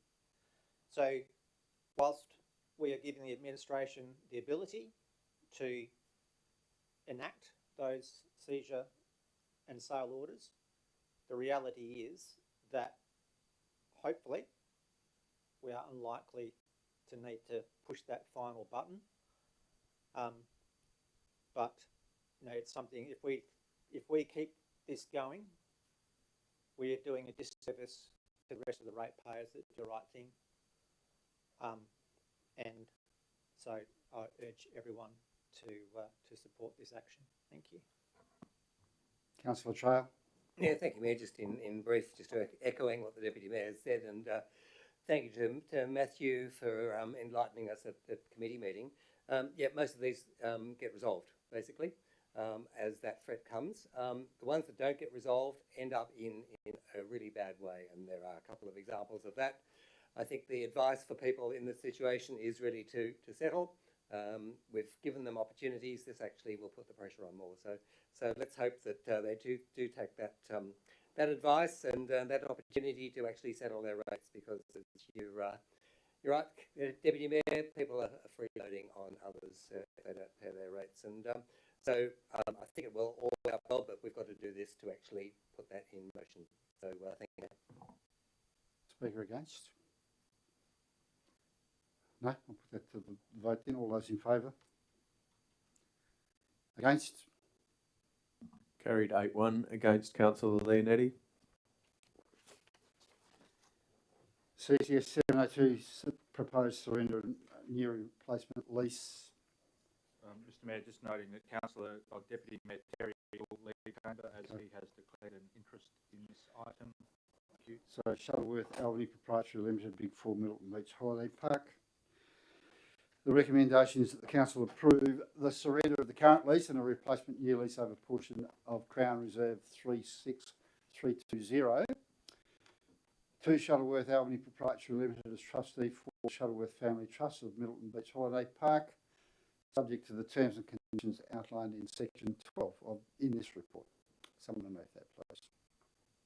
Councillor Grimmer, Councillor Kim and Councillor Grimmer. Yeah, thank you, Mayor. This is a really good thing for us to be offering. The Middleton Beach Holiday Park is one of the really iconic places that people get to stay here. It's very well run. I've had dealings with Mr. Shuttleworth and that family, and I think whenever you hear that people go down there, they offer a level of accommodation that's first class. It's something that we need in the town. They are looking to invest a lot more money in it, and they need the surety of a longer lease. So I think that this it's very important that we offer that longer lease so that there's more investment and that park continues to go from strength to strength. Thank you. Councillor McKinley. Yeah, we'll say something for this one. Yeah, they run a very professional park down there at Shuttleworths. They're just chasing extra security for an extra 21-year lease. I've spent some time over there in the summer. Yeah, they've done a very good job with the water playground for the kids, and the grounds are immaculate. So we have no problems with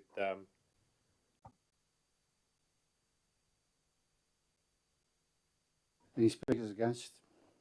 No? Put that to the vote. All those in favour? Carried 8-0.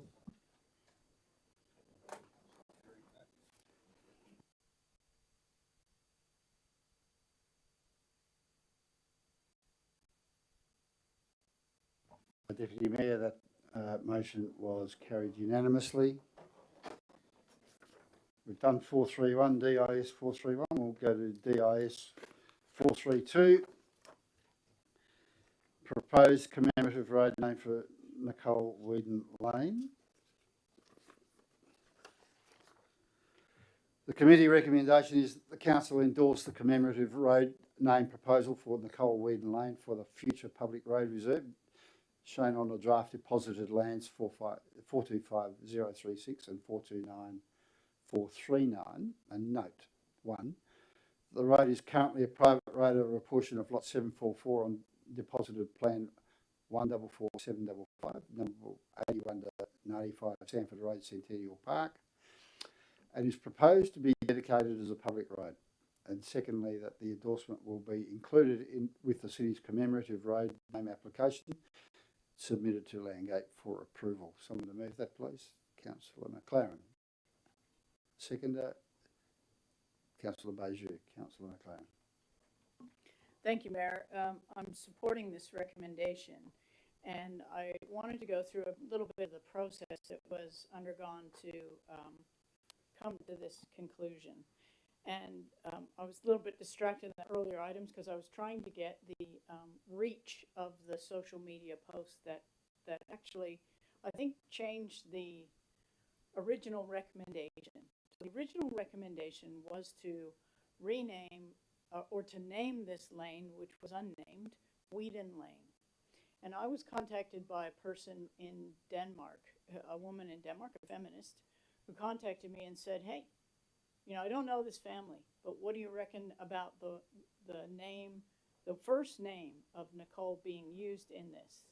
And I said, well, it sounds like a great idea because we know that the reasons why, and I'll go into them. Let me just see what kind of reaction we get on social media. So the city advertised on social media to the recommendation because it went out for public comment. So we sought public submissions. So I usually share those on my page. So I shared it on my page and I said, it's open for public comment. And what do you reckon about this suggestion that we include the first name?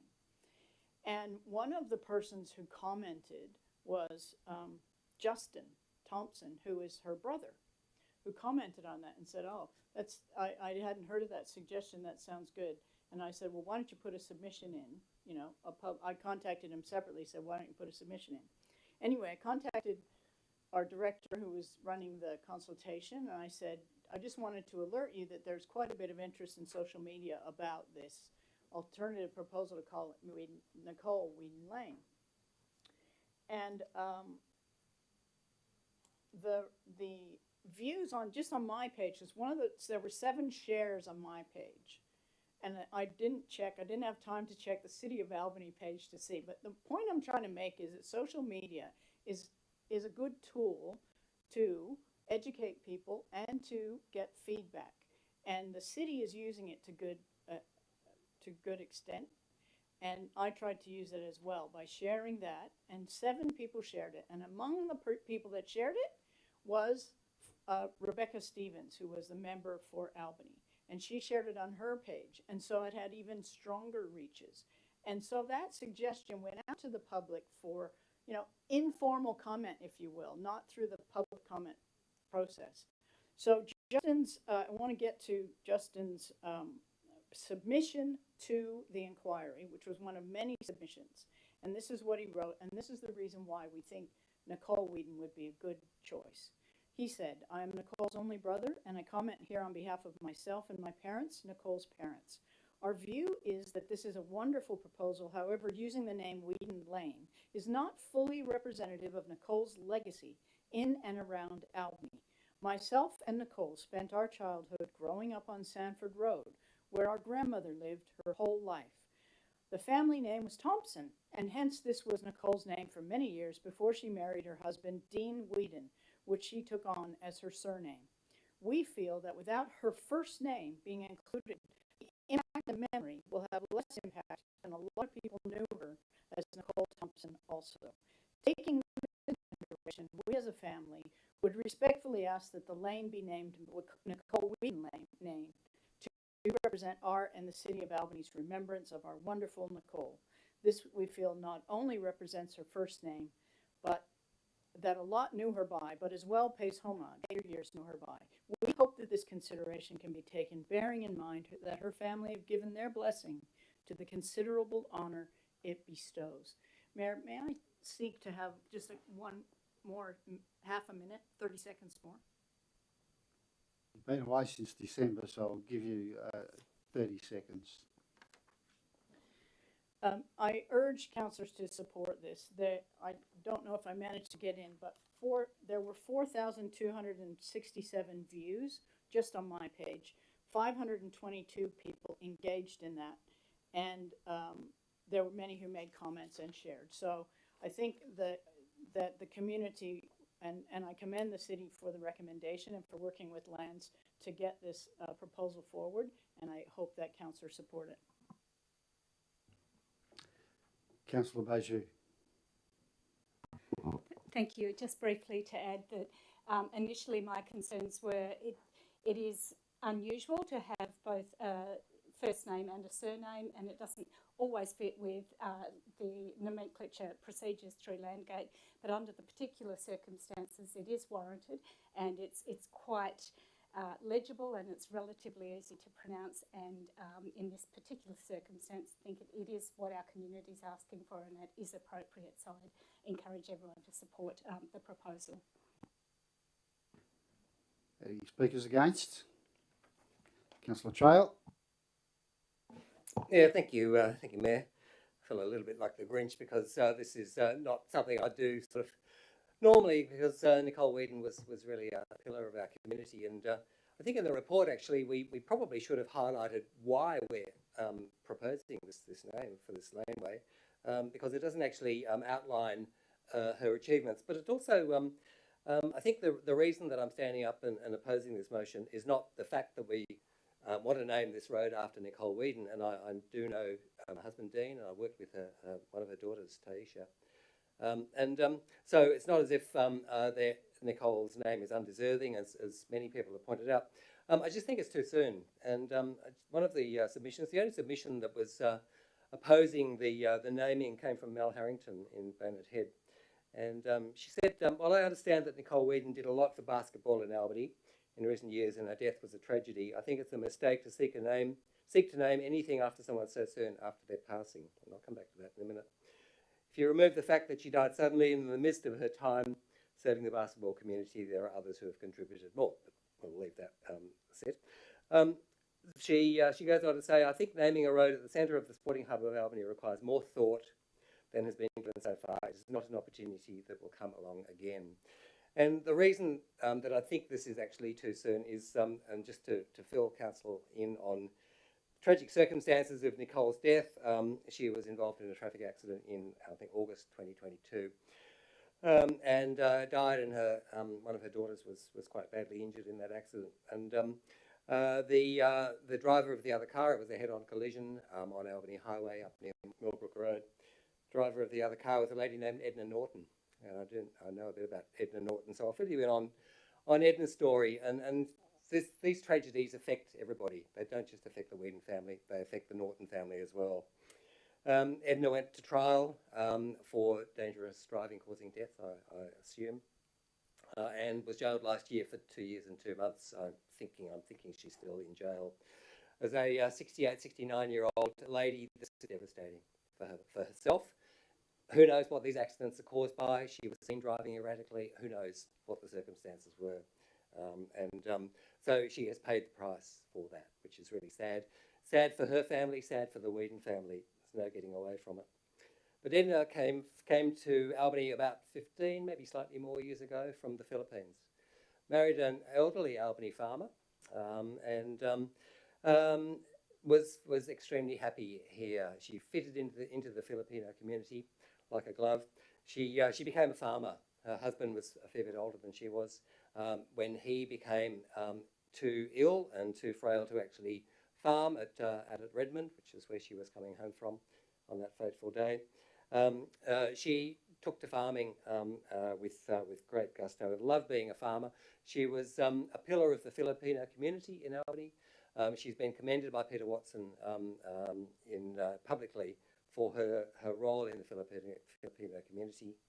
And she brought some of her family to Albany as well. She brought her daughter as a carer for her husband. So the daughter's stepfather became a carer. The daughters brought her family. They've brought life into this Filipino community, into Albany. So it's such a tragedy. So I'm thinking that if we name this road, this laneway, Nicole Whedon Lane, every time the Norton family drive past there, every time a Filipino community member drives past there and sees that as a reminder, look, it's sad. And I just think it's a bit too soon. So I know there's a reason for this, to give the men's shed an address. I don't think that reason outweighs the emotion that this brings. Time is a great healer. Just let's leave it for a couple of years and then we'll go that way. Thank you. Speaker 4, Deputy Mayor Terry.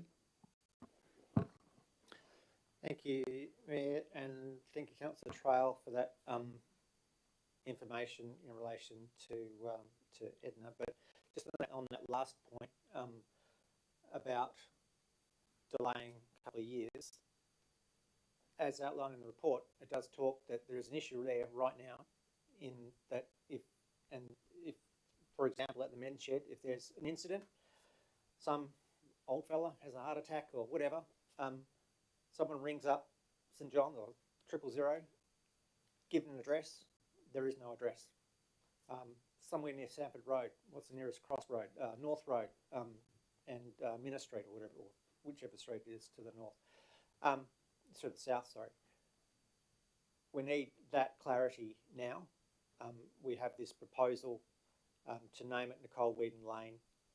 She did provide huge service to the community and traversed that laneway a lot, and the family still do. The family is still heavily involved in basketball and netball. I think it would be a disservice not to name that laneway Nicole Whedon Lane. I hear what you're saying in terms of maybe it is a little bit too soon, but if not Nicole Whedon Lane, then what? We need to know. We should name it something. In the event of emergency services in Perth, I have no idea where the men's shed is or the athletics club. Oh, they've gone, but the athletics club is another one. Actually, when the Children's Theatre had their rehearsals there last year, there was an incident and an ambulance was called. And once again, they went to the old gravel car park, rather than coming around Nicole Whedon Lane. If St John's knew it was Nicole Whedon Lane or named something else, they would have come and been able to deal with it 2 or 3 minutes more quickly. So I think we need to go ahead and name it, and the proposal is Nicole Whedon Lane, and I support that 100%. Thank you. Speaker 4 against. No. Councillor McLaren, right of reply. Thank you, Mayor. And thank you, Councillor Trail, for being really compassionate in your consideration of this. And I'm in summing up, I'm just going to say it is a timing issue because the time to raise this is probably not now. If it had been considered early on when the city was recommending the names to Landgate and discussing that, it might have been something that they could have taken into account.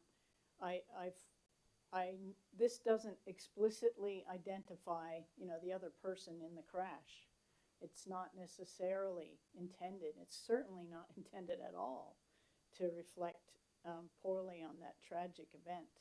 It is only intended to honor the name of a woman who has left us, a woman who committed so much to our community. And the opportunity is there, and unfortunately, I have a lot of compassion for the issues that you're raising. I wish they had been raised earlier, and if they had been raised perhaps by that family, we could have taken them into consideration at an earlier stage. But as Deputy Mayor Terry has said, we have a laneway that needs to be named. It is it is so popularly supported to name it with Nicole's name. And I hope that we can mend whatever wounds it is that you're highlighting now at this late stage with the other family that was tragically impacted by this accident. Maybe there's another way that we can look at healing those wounds. But in this case, I think it's compelling that we go forward and remember Nicole Whedon and by naming this lane after her. And then we can talk more about the legacy that she gave us here in Albany, and also the tragedies of accidents, and how they can have impacts wide-ranging out into the community.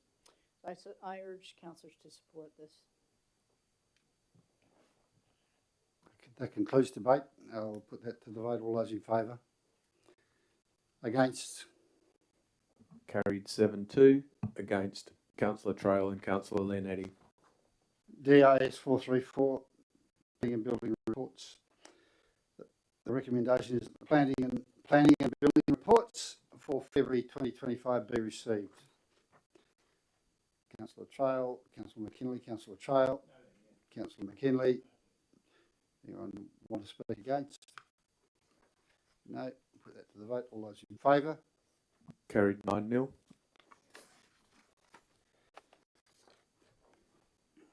Right, this is not a late item because it was included in the agenda, but it is an item that didn't go to DIS committee, so I'll allow for questions on clarification if need be.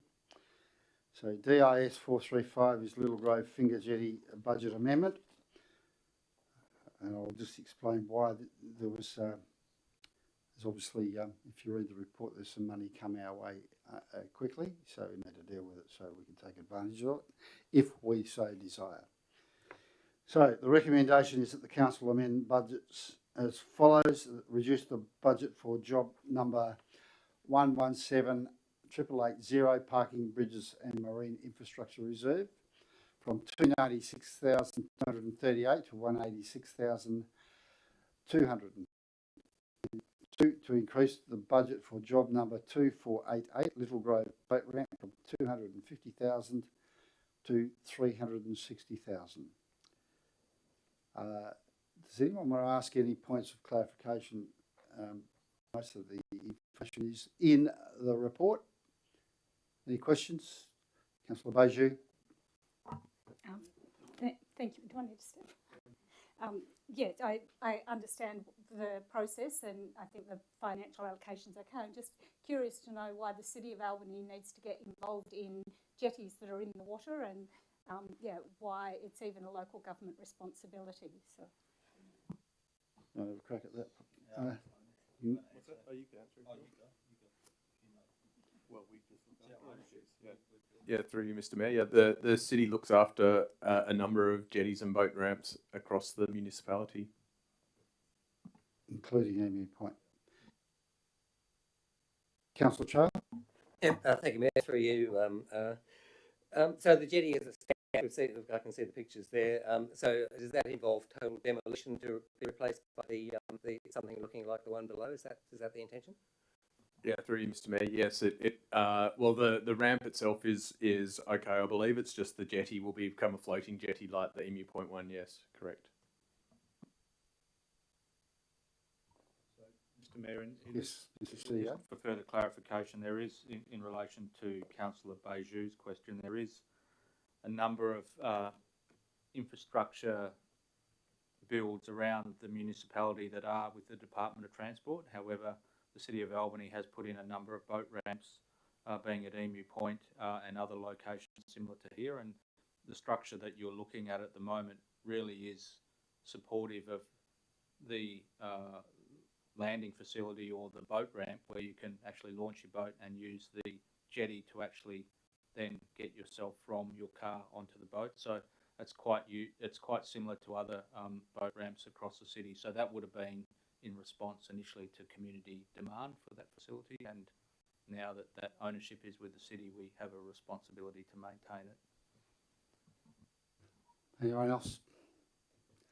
No? Can I have someone move the recommendation? Councillor Beju, Councillor McKinley, Councillor Beju, Councillor McKinley. Yeah, just quickly. Yeah, obviously it looks like it needs a bit run down. I have launched a boat out there, and yeah, it's a little bit hard to get on it depending on the tides. Where the new boat ramps and the one at Emu Point is a lot more safer and a lot more user friendly. So great idea. Anyone speaking against? No? Put it to the vote. All those in favour? Carried 9-0.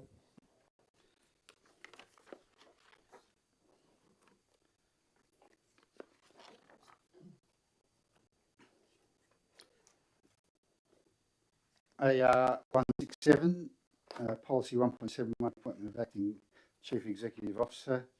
The recommendation is that policy 1.71, appointment of the acting chief executive officer, as detailed in the attachment to this report, be adopted.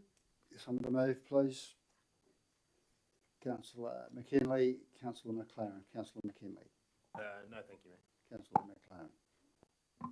Thanks, Mayor. Just to say that in the committee stage of this, we did pose the question about why are we doing this? Why are we doing this policy now? Don't we have a policy? And this does just put into effect the existing practice. So we have no issues were raised. Anyone wish to speak against? Put that to the vote. All those in favour? Carried 9-0. AR 171, local government reform progress report. Committee recommendation is that the local government reforms checklist detailed in the attachment to the report be noted. Councillor Trail. Seconder. Councillor Beju. Councillor Trail. This is a requirement, Mr. Mayor, that we need to go through, and as we all know, I think around the table, the state government is going through a lot of local government reform.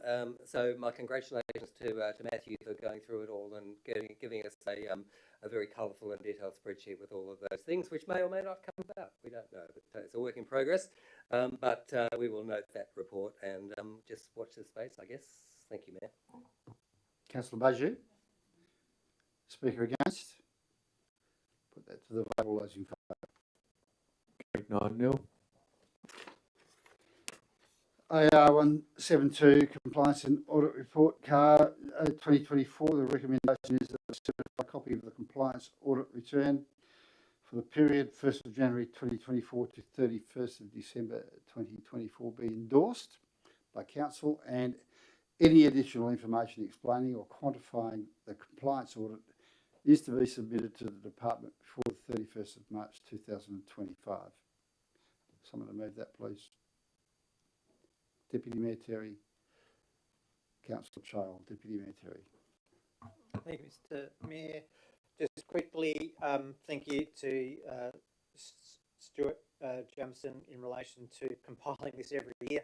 He does a sterling job keeping checks and balances that we're doing everything right, or at least the administration is doing everything right, and obviously gets a tick through the Audit and Risk Committee.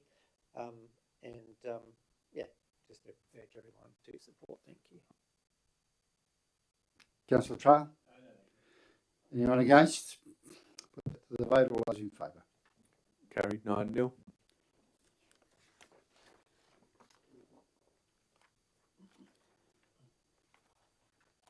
AR 173, receiving the minutes of the Audit and Risk Committee for the 1st of October 2024. That's the recommendation that the confirmed minutes of the Audit and Risk Committee meeting held on the 1st of October 2024 be received. Someone to move that. Councillor Trail. Deputy Mayor Terry. Councillor Trail. Deputy Mayor Terry. Anyone against? Put that to the vote. All those in favour? Carried 9-0. Well, lengthy meeting. There is no new business of an urgent nature introduced by a decision of council. We are not dealing with any motions of which previous notice has been given. There's no reports to come from city officers, so that concludes the meeting. It's closed to the public at 8.